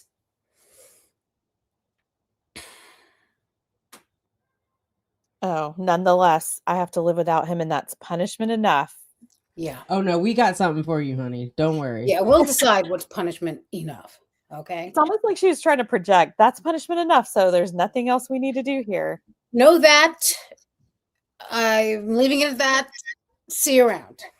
Right. On the next one. Publix if you need me. I'll be at Muldoon's should anyone be looking for me, and don't look for me. Trying to grab her a new man. Oh my god. Yeah, and that was not going to Run. go well. And that's when I think her son would have been the next focus, and that would have not ended well either. But Chelsea's bored indifference. Oh, I skipped this other one. So since sliced bread was clarifying for all of us, Sarah cut her leg on a glass tabletop on her back porch. Melissa Sexton, her property manager, verified this. Oh, I thought it was a broken glass, but that makes just the same thing. Yeah. Yes. And then Chelsea's bored indifference to Sarah's melodramatics was absolutely chef's kiss. Yeah, the more hyped, because Sarah, I felt like, because I know a few melodramatic people, she kept getting more amped up trying to get a reaction out of Chelsea. Crazy. It was. Oh my god. I think Chelsea was my favorite character in the Sarah Boone saga. Me too. I don't know. I feel like it's a tie because I love the way Scott just couldn't let it go. Like he wanted to ask all the questions that we want. Yes. We would have. We would have. That's the way we would have been. Not like whatever. Screw you. And I'm sure he knew, but he just couldn't. He couldn't wrap his mind around what he was seeing and hearing here. Some of the best moments were when Chelsea left the room and it was just Sarah and Scott together. Yes. Oh yes. I wish he would have I wish Chelsea wouldn't have interrupted when Scott was like, give him a few moments for what? Me too. She had a really bad habit of not just cutting Sarah off, but she finishes sentences. I know some people like that, like as you're I'm guilty of it too. She kind of finishes the sentence for people. It's like, oh, how was your day? Oh, it was a good day? Yeah, it was a good day. So when you finish someone's sentence, they kind of just say what you say, and that's what Sarah did in the interrogation. Yes. She just finished her sentences for her, and Sarah just went along with what Chelsea said. Like, all the cops who showed up and told her story for her because she wasn't saying. Did he hit you with an open fist? With yes. Right. But they wouldn't have gotten that was the moment that bothered me too when he was like 5 minutes for what? Like, were you punishing him? But the truth is she would not, had she not been interrupted, she would have immediately, she'd be like, here's the thing is the suitcase was all the way the back of the closet. She would have completely switched it around until you don't remember what the question was. And he said, where did this game end? Right. Yeah. He's like, I don't get it. Where did this game end? Yeah. I hate to see what a bad day looks like. And she was like, oh, she was so, what about, yes, when he said about his children, she was like, are you trying to make it worse? Yeah. Like, ma'am. I know. What made her stand up? And when he was like, sit down, please, what made her stand up? I think she was trying to gain control. Like, she likes to dominate people. They're seated. She's standing up like, you guys. Yes, like, she's trying to command the room. But what was said? I can't remember. Yes, there was something and she was done. She got up and she was like, he's like, sit down, please. Like, yeah. And I don't remember what Chelsea did at that point, but Scott was definitely, he was so ready to cuff her at that point. That the end was it was just a delicious delight for me when she's like, why is this happening? What? And he's like, because George is dead. I'm so glad he got that in just for his own well-being. Yes. Yes. Yes. It was And ours. satisfying to hear. Yeah. Yes, because to me, Scott seemed like the more senior officer, but Chelsea was the lead. So he did a great job at letting Chelsea do her thing, and she led. Also, the tape really was the tape was the case, the tape it was the case. So The Chelsea didn't snuff have a film. yes, Yeah. she didn't really have a hard. She didn't even really need a confession. No, It was just, it was there on the tape. But Scott, he did a good absolutely. job just sitting back. But whenever Chelsea left, he kicked it up a notch. Yes, Mhm. And I appreciated that because we got me some good too. stuff out of Sarah when he did that. Yeah. Yeah, He You're I was very more right. seasoned. Like you heard when Chelsea, I don't know if you remember when Chelsea explained with that group of people, their boss told them to rotate the lead. So it wasn't the yes. same person all the time. So it was her Mhm. rotation. But I can't remember exactly, but she'd only been like 1 or 2 years in homicide. Yeah, Yes. and I mean, I think they both knew to an extent, but she saw that there's first of all, also she was pregnant and was patient zero for COVID. Yes. Just over Yes. it. For COVID. Oh So, my God. Yes. Yes. but she And knew that nothing was coughing. going to come of this. She was just done. And I don't know if you saw, I did a video on it once, but I could find the original one. She did, it might be something fun for us to watch actually, an interrogation of a young woman who killed her sister. I But saw that. yeah, I and saw she was that. completely different with that young woman. She was so kind and patient, and she didn't interrupt her. She was encouraging. She was a completely different person. They do a lot And of mirror neurons. They do a lot of mirroring, right? So I think that young lady was a lot more demure, you too, that she yeah, she was interrogated, honest. but I she mean, was also a killerer, right, a she was a killer, cold-blooded but she was one. troubled. She was, Didn't she kill like her sister in cold yeah, blood? Mm. yes. Which office manager? Oh, Melissa. Melissa was hiding because she had been lying about George being kicked off the lease. I've shown that in other videos. They had just signed a new lease the month before, so he was never off. She would have to, they told him that, and he believed it. Yeah, And even Mr. J was going to press Sarah about it, but she was like, he was never put off. So she admitted that, and she was like, he was a different type of tenant, but he was never removed from the lease. But Melissa showed up. If you go back and listen to Dr. Harper's testimony, she interviewed with Dr. Harper for her evaluation. So she yeah, wasn't like off the face of the planet. yeah, She just wasn't coming to court. yeah, Oh, recently, I believe this week we did some coverage on a call, and Abraham he came up.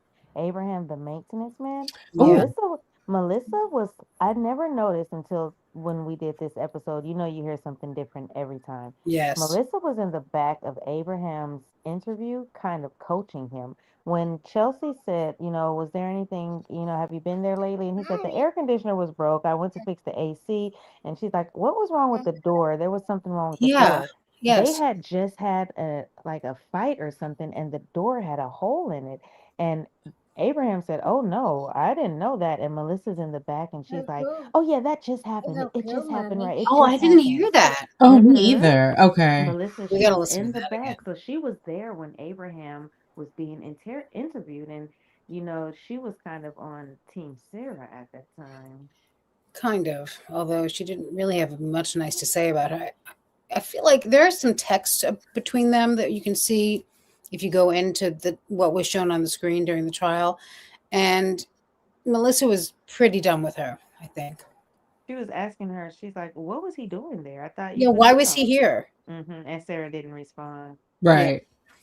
of Her course not. brother was also texting her at that Yeah, time, are and you he was alive? like, "Are you alive? Hey." Like, "Hey, are you alive?" And he messaged her that a few times, and she would just ignore him. Yeah, he asked her that because she had a few days prioristically started texting him and saying, I'm kicking him out, and he did this and he did that, and so days passed, and he figured I can just imagine. Can you, Oh, he was like, I should check in on her. I'm sure she's okay. And fine. then no, she's very well alive. It's Yeah, George who isn't alive. yeah. Mm. Her brother And actually hasn't. now Have we seen anything from her brother recently? I was about to say, and now she's the one getting ignored and Yeah, harassing her brother, and he's and Brian. MIA. Now Him Brian's and not answering Brian. her calls, and she has not seen the what comes around goes around of it all. Right. I always wonder though why Brian and Philip aren't closer for little man's sake. Like I've always thought like they both seem like some well-rounded gentlemen. Why can't they kind of form a relationship? Maybe Philip could take little man for a visit. He could see his sister. You know, I just always wonder why they weren't close, he and Brian. Yeah. Right. And they said at the family hearing that Philip hasn't not been involved because Well, they were asking, like, could he be a yeah. supportive family member for Sarah on the outside? My guess would be that Philip and Brian have nothing against each other, but at one point Philip writes to Sarah and he's like, I think his partner or whatever, Kayla or whatever her name is, you know, knows a lot. Like I haven't been close to our side of the family or our family. We haven't been close to our family for a while, and Kayla knows that and knows why. He implied or intimated that there were things going on there that Kayla knew about, and obviously Sarah knew about. You know, my guess it was that Sarah probably wanted to borrow money from him at some point, or called them drunk all the time, or you know. Oh, And the she was fact that she sister. thought he would sign her bond work, like, he doesn't want you in the house with his wife or Never asked Oh, he girlfriend. even Like, mentioned that he had to talk to his wife about it first. He said, I'd have to talk to my wife first. You know, Yeah. he mentioned that. And I'm pretty sure she's that, you know, we all have that relative, you know, Yeah. it could be a parent, a sister, a sibling, a cousin. You have that relative that you may be embarrassed about. right. Yeah, or who's got some issues and is always trying to get money from you or lying to you or just Oh Oh my my goodness. God. In this case, Philip has both of his siblings are that. yeah. He reminds me of what is it, Ben from the Adelson family? He's like the one Oh, good there you son. go. And Yeah. then the daughter and the other brother are no good. There you go, Yeah. Tamika. There you And go. he's one keeping that- his distance for good reason. There you Yes. go. Like Marilyn one from the that's Monsters. stable and holding everybody together. Absolutely. Good Yeah. one. Good one. Yeah. Poor thing. So he probably has a strained relationship with the son, with his nephew because of that, you know? They're just not close. You know, they maybe never built that because Sarah was never bringing her son around anyone. I mean, she was not. Right. She could barely pick him up from school. Yeah. Even in his younger years, though, like he probably went to the christening and they were busy doing their own thing. Right. He doesn't have kids, I don't think. So. I mean, I know, right? I don't think so. Yeah, yeah. So that also changes things, you know? Right. It's not And like they clearly, like, she makes up stuff because now it's coming out like he was having surgery around the time of her trial. But at the trial, she boldly told the judge that he was deployed. Like, you can't be doing both. No. Right. I know that he said something about having something, I don't know, but Okay. I But also he was still sending her like $20, $50, or he wasn't sending her like 200 because why would she need that? right. But And she wasn't even grateful for that. No, of No. course not. I mean, he sent her something, she immediately returned it. Oh yeah. She always wants more. Nothing's Something ever good different, and enough. there's always work involved for the other person, not her. Yeah. Yeah. She doesn't want it. She returned it. Now she's going to sit and wait for what she wants when it better be what she wants. Not only that, she's not going to sit and wait. She's going to harass you. Harass. And there's like several steps to get through to that. But it's not just she returned it and now you can know. You have to call the thing and you have to get the credit and you have to, you know. Here's the tracking number. Look it up. Tell me where it is. Yes. Right. Oh my God. I could totally see in my mind, like, if she needed a handle, she could say, like, George, let's go. Walk down the street to Brian's house. Tell George to just hang out on the porch real quick. She goes in and gets the money and goes out. Let's go to Publix. Like, Brian, even if he didn't answer her phone, she would probably go to his house and knock on the door. Right. Like, I'm pretty sure he couldn't escape her. There is no peace from her. No, like, and that's why she's so frustrated now. She can't believe he doesn't answer. 5 years. She can't believe it. Yeah. Well, and she's crazy that she thinks he should be paying for the phone calls and all the other, like, it's just, she's not grateful for anything. He was giving her money. She said it was voluntary, but then you have all of these text messages where she's sending him like, commissary is tomorrow. Commissary is tomorrow. That doesn't sound voluntary if you're demanding that he send you money. And I could The be phone wrong. calls are the biggest thing to me. Like, is there a stipulation? Does she expect him to pay for them until little man turns 18 and he picks up the slack? Or like He's been doing it voluntarily. I think the judge is going to set her straight because she can pay for I those hope, calls. oh, Judge Jackson, where are you? Because she's Yeah. even now, if we like when we saw the recent Delicious Delights that she got, she could Mhm. have taken $20 or $13 out and put for phone privileges, and Yeah. as a mom and call your child yourself. She shouldn't put it on anyone, let's even not even former husband. But if you're a mom and you're in a situation where you can't talk to your child, but you're getting money, why put that on someone else when you can Like, just say, "Hey, Judge Jackson, I'll have $20 a week. Can I call my son as many times as the $20 allows?" Or I have $5. Can I call? But right now, even on the recent call, she's like, I call right now, Brian only puts 45 cents a minute or 13 cents on the call so I can call. And P's like, well, how much do you usually call? She's like, as many times as I want. So yeah. Brian has let her call unlimited for the last 5 years, and he just put his foot down. Right. Right. Mhm. I mean, even that woman who classified, who you cover, that woman who's the baby mama of Ken, Yes. she uses her money to call her child, right? Correct. He does not. He said And he paid for 2 video he's visits a just horrible person.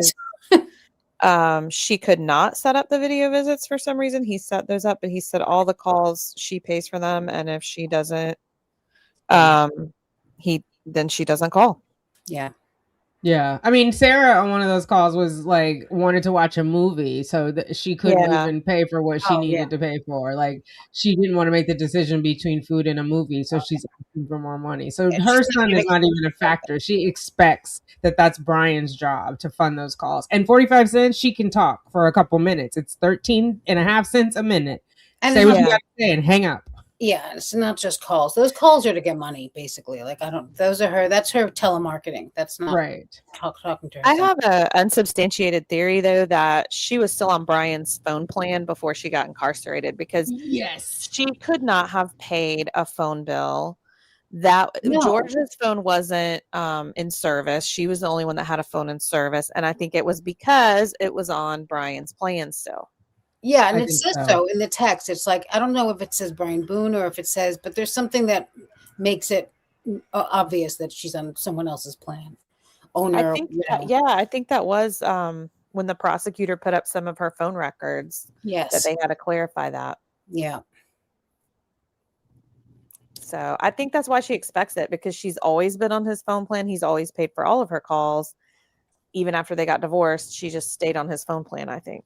Right. I wonder if it occurred to the documentarian at the time where she says he always pays for it, that in fact he's not alienating her from her son. He's facilitating financially that relationship. Right. It's There's actually the opposite. How do they absolutely documents that he's alienating her from her ever child? as ever. Yeah. I mean, if anything, he's pushed for that relationship. And honestly, when I got divorced, the phone plan was in my name, and I had to go through a lot to get him off of it. He went through a long time where he wouldn't sign whatever form. They would email him a form to sign to move his number onto his own account, and he would just refuse to sign it. And I finally got an agent that just kind of helped me work my way around it. I don't think they were supposed to, but he was going to refuse. So if she never agreed, set up her own account, Mhm. the only thing he could do is cut it off. He couldn't, Yeah. He was probably just waiting for her to take some responsibility, but Yeah. I mean, I think he was just starting to see the writing in the wall because, I mean, don't forget he knew her as a completely different person for a long time. So, right. I mean, I don't know, He completely probably different. watched her deteriorate and felt Yeah. bad because, And I'm she sure in wasn't always that way. looking back, there were signs and traits of hers that it's like, okay, yeah. So she went with that direction, not the other direction, but Well, looking at all the photos like that Danny shows when she was with Brian, she looks healthier, she looks happier. At least, I mean, I know a most people normal smile in a Karen. photo, but she didn't have that crazy eye look, you know? Yeah. No. Yeah. She looked like your average mom on Facebook. Right. With the Yeah. dogs and the kid and the Yeah. She was definitely spiraling in her alcoholism, and that was also her denial was a big part of that Yes. interrogation. Well, I wasn't drunk. I didn't pass out. I'm not, she didn't want to be confronted with it. Even on the stand, she didn't, and she knew she had Right. to. She did. They must have really talked through that because, and he would say to her, "And you were drinking too?" Yes. Right. And she didn't want to admit it. Yeah, and if one or two times she didn't. She said, "No, I was." And even accused George of forcing her to drink in that stupid sentencing statement that she came up with. Oh my And God. urinate on herself. Like, girl, what? I'm You've sure got to she be did, kidding. but Not because of George, though. You know what I mean? Like, how did he make you do that? I mean, what else are you going to blame on him? I know Was how she much getting is in that hazed into a bottle. frat? How do you get forced to drink, Sarah? I Yeah. know how much is in that bottle. Like that's such a Yeah. contrast. He That's not forced you Enough to for something drink two to you. people to have a good forced time. to drink. Yeah. Oh my God. Who does that? That's Only her. like a parent monitoring their bottles on the bar. Like, I know how much is in that bottle. Yeah. I know. And I George has used to filed. wait tables at a place that the manager would very inconspicuously mark the bottles to see Mhm. if when bartenders were closing, if they were taking a little extra Mhm. than what Yeah. was sold. So I didn't know, we didn't know that she did this, but later on she told me, well, I marked those bottles Yeah. to see if it's disappearing quicker than it should. Because after management leaves and then one person's there closing, they Right. can Yeah. give extra shots for no Yeah. charge or take them themselves. Yeah. So I guess it depends how many. correct. Right. Oh my God, I'm telling on myself. But as teenagers, my aunt and uncle had a giant bar. We would drink it, and they would mark the bottles. We'd add water to get it back to the level. Yes. Yeah. That's another crazy strategy Yeah. that we're probably. My parents never looked in their bar. They didn't even know it was in there. So I was lucky in that way, but I wasn't much of a drinker anyway. At that, when I was, living with them but I know a lot of my friends used to do that. Yeah, that's Yeah, why I don't drink anymore. Sarah could have been marking the bottles. She didn't have to mark them. Some things she remembers. Plus, they weren't going to last 24 hours for her to check the next day. There's no way. There was no bottle lying around there. As I always say that. And they did not go hit the bed until all bottles were empty. And that's why I think she had to call Brian. No. But it's a psycho rule. We only can drink together. Like, maybe I just need to chill out before your crazy ass gets home. Right. Yeah, of course. But I mean, she was looking for, where was she? I want to know. Like, where was she that he was left alone for a minute? She was in the room, sleep with the dresser against the door, remember?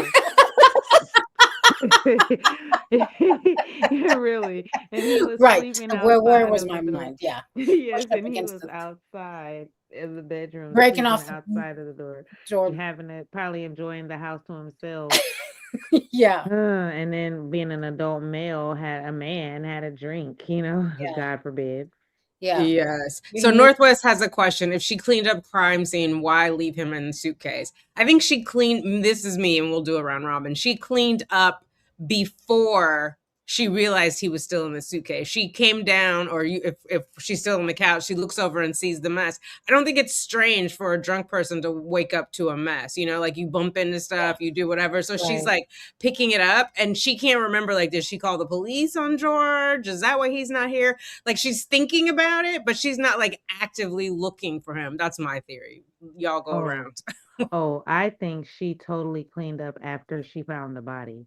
I think when she got up, she, like you wake up and sometimes you don't remember what happened the night before and it starts coming back to you. And when she said, like, oh, he's in the suitcase, I think she went into Still. panic mode and just started like cleaning up. She probably threw the bottles away. That's why she said they're in the trash. Like, she probably threw that away, cleaned up the bookcase where she threw him down the stairs. He had to hit the bookcase, because it was just perfectly organized. The living room was clean.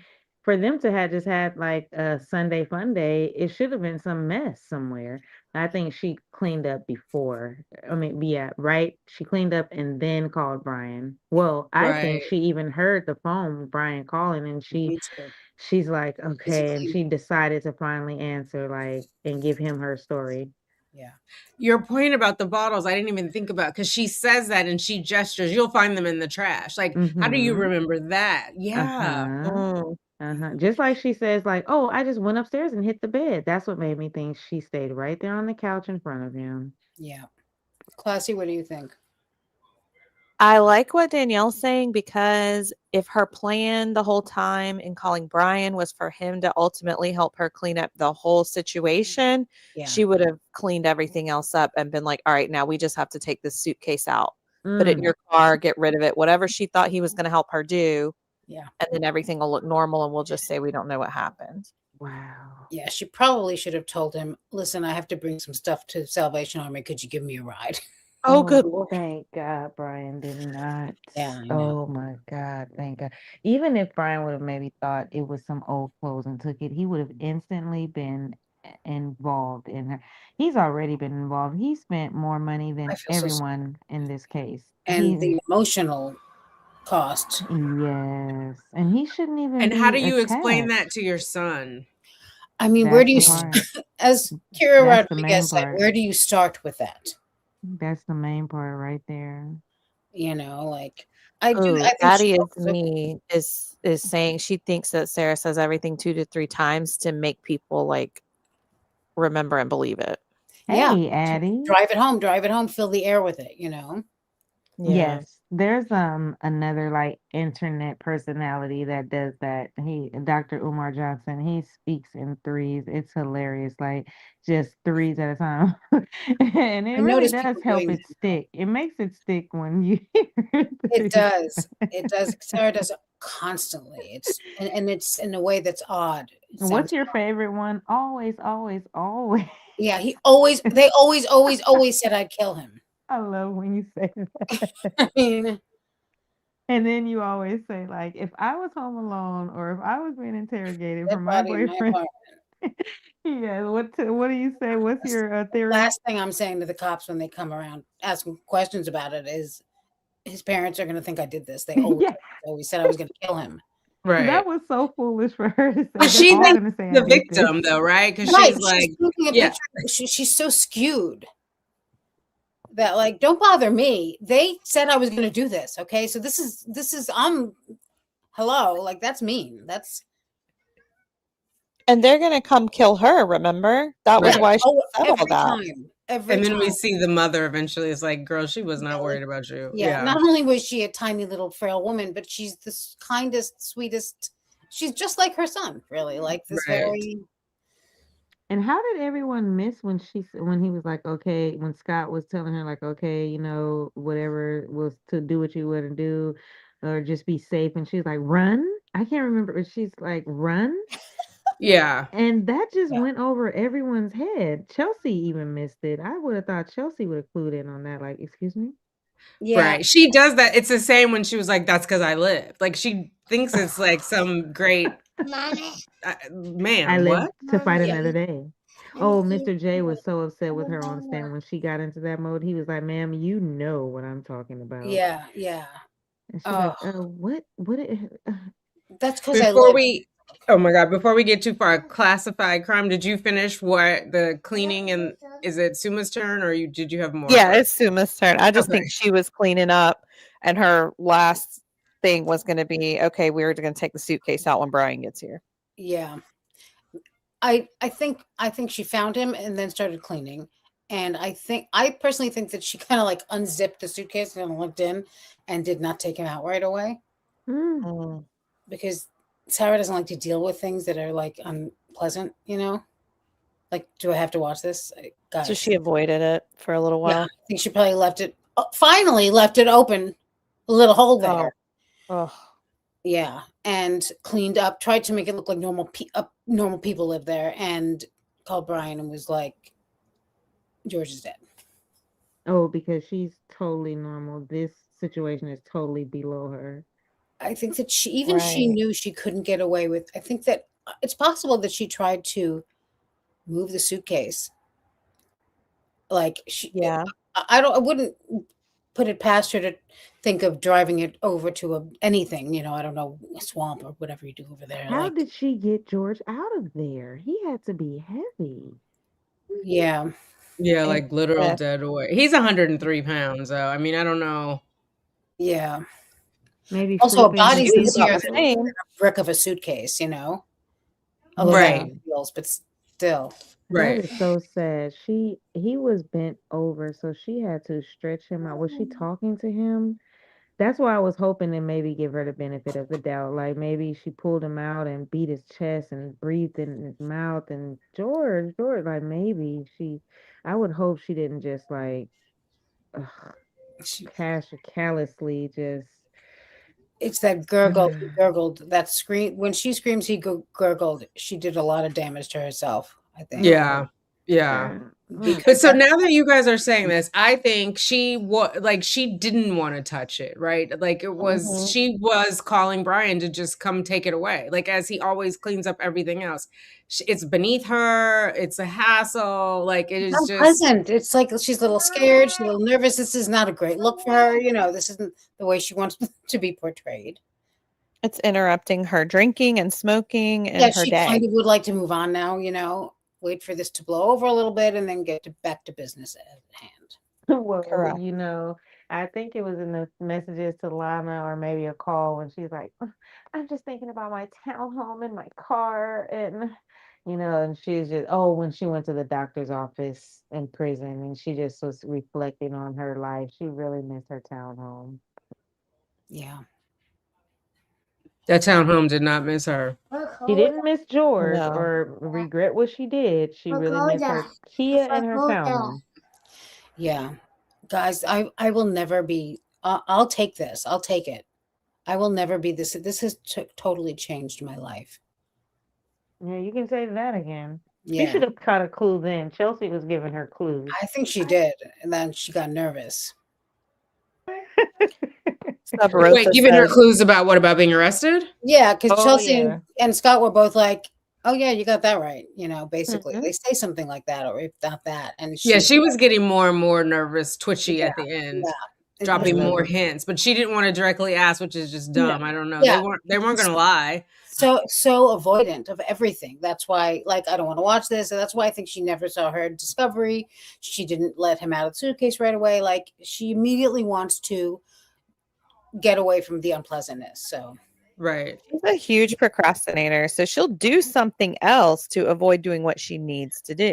even if it makes it Well, worse, what she needs to do, remember Patricia Cashman? She has all her little lists. That's what she needs. She needs to make lists to give to everyone. she needs to All look her like little being lists. busy and telling everyone what they're not doing. Right. Yeah, and She would delegate. be in jail forever if it meant not dealing with the trial. Right.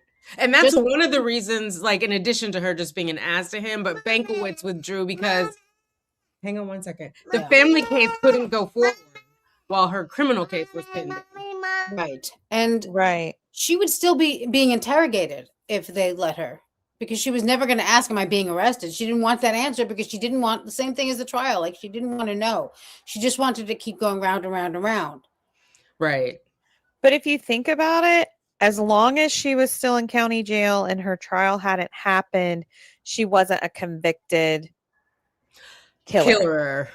Right. Right. So she could avoid, again, confronting herself and looking in the mirror and having a consequence for her own actions. And now it's her appeal, my pending successful appeal where I get out of here. She's just in complete denial, period. Right. Yes. And I think if she had gotten that $1,000 before her criminal trial, she'd be fine to sit in jail for as long as it took. She'd be having, what did she say, living large. Yeah. You know, she was fine with that. Yeah. I feel bad she for the son avoids. though. Like I always imagine like what was the conversation that night that she slept over, right? Because she had no remorse. So I'm sure he was conflicted and confused and she was like blaming him and probably saying negative things about George and that's not the way he remembered him, right? Because Melissa said he was the only one who spent time with the kid of the two. So it just is like that. And then during the family trial, when Brian was saying, saying that someone is accused of murder is not the same as saying that they are a murderer. And he's had to have that conversation because the son is being teased at school. He wants to, like, at 8, he wants to understand, like, why? What did mommy do? Right. Yeah, and they want to move because of the aforementioned teasing. And so if Sarah doesn't understand that at all, she's like, how can you move away when I'm going to get my Kia and live, keep, you know, and they're like, no, you are going to be on trial you're an accused murderer. Like we can't. And she says, what does that got to do with me? I don't understand. Like, what does that got to do with me? Right.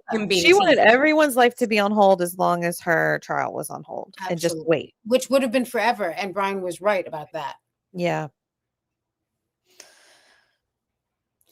He waited too long. I mean, not too long, but, you know, he put up with way more than he should. Yeah, I agree. Because then she felt entitled to it. I mean, she still obviously feels entitled to it. Yeah, because I don't know. I just don't know how she thought it was going to end. And whatever. I mean, I know she was teaching him a lesson. She says that repeatedly. I wanted him to squirm a bit. This is what, for everything you've done to me. I just don't know, like, did she think after that if he lived he was going to stay? Do you know what I mean? Like, you're going to punish him so bad so he never thinks about leaving again?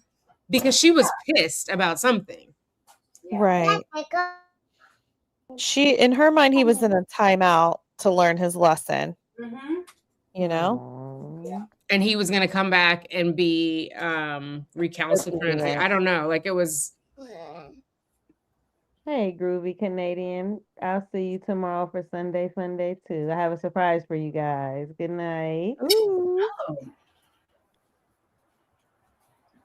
Okay, we're at 2.5 hours, so I think we'll do our wrap up. We have a part 2 where we're going to go over what his brother said, Juan said, what the what's his name, Jamco from Publix said. And then the neighbor who heard the bump of going down the stairs. You know, I was thinking as we were prepping for this too, they never, Owen's never objected to hearsay when the boyfriend's like, even my girlfriend said, blah, blah, blah. My son is turning off lights. That's hearsay. They were silent on all of that. That didn't have to come in, you know? Yeah. But we're going to go over that and just more info on like what exactly happened that night before the 911 call. And yeah, so if you guys have additional questions, replay crew, when you come in, we appreciate you. Drop them in the regular comments so we can see them. Also, if you're in the replay crew, I have turned on replay live chat, so if you watch it, you can turn on your chat and see what the group was talking about. But yeah, we appreciate all of you guys. I want to make sure I get all of the supers in. Bossy Tuba gifted oh god, gifted 10 summa cum loudmouth memberships. Thank you, Bossy Tuba. Congratulations to everybody who got a membership. Make sure you head over and see Suma's membership list and the videos she has waiting for you. I who see, honey, can you turn the light on? One who sees. Oh, one who sees. Okay. Oh, I've seen her in your chat. Okay. Or him or her. Member for 14 months. Sarah wants Brian in jail so bad. I know, with all the contempt, she wants him punished. And all he's done is help her. All he's done is support her. It pisses me off. That one. Gail Marie gives $1.99. Thank you for the super. I'm not sure if it's hard to tell because we're all sharing. Like, okay. Yeah, I can't tell either. Yeah, but thank you. We appreciate your support. We thank you all for being here, for giving us information. The chat always knows, like, collectively we all know, but like one of us maybe like it's this, it's that, and then someone will bring it to I always go back and read the chat because yeah, funniest people in the world also. Everybody has good information. Like I said, I learned a lot last night in Dan D's live. I think he took it down, which I wish I could say, but make sure you subscribe to he takes his lives down a lot, which I get. Also, I did that a lot when I first started. Okay, I didn't know, but because I was looking for it again this morning, because then I like think about things and I want to see it again. But I wanted to see it too. I couldn't find it. Oh, and thanks to all the Facebook folks who've joined. I see there's a thumbs up on Facebook. Thank you. You guys would have come up in the chat, but I didn't look for the little flaggy thingy. Hopefully I didn't forget. Anybody else want to do a round robin goodbye? Bye, guys. Thank you all for joining. We appreciate you guys. Thanks for See you hanging guys out. tomorrow, Sunday fun day. Get Yeah, in look there. Yes, forward to check out part 2 Danielle's. also. Yes, yes. And everybody stay Night-night. safe. Night, night. Termites. Everybody Night. stay warm too. Whoever is in the snow and the ice. Suma, I see you are bundled up. You want to say Yeah. toodles? Toodles. All right, guys. Toodles.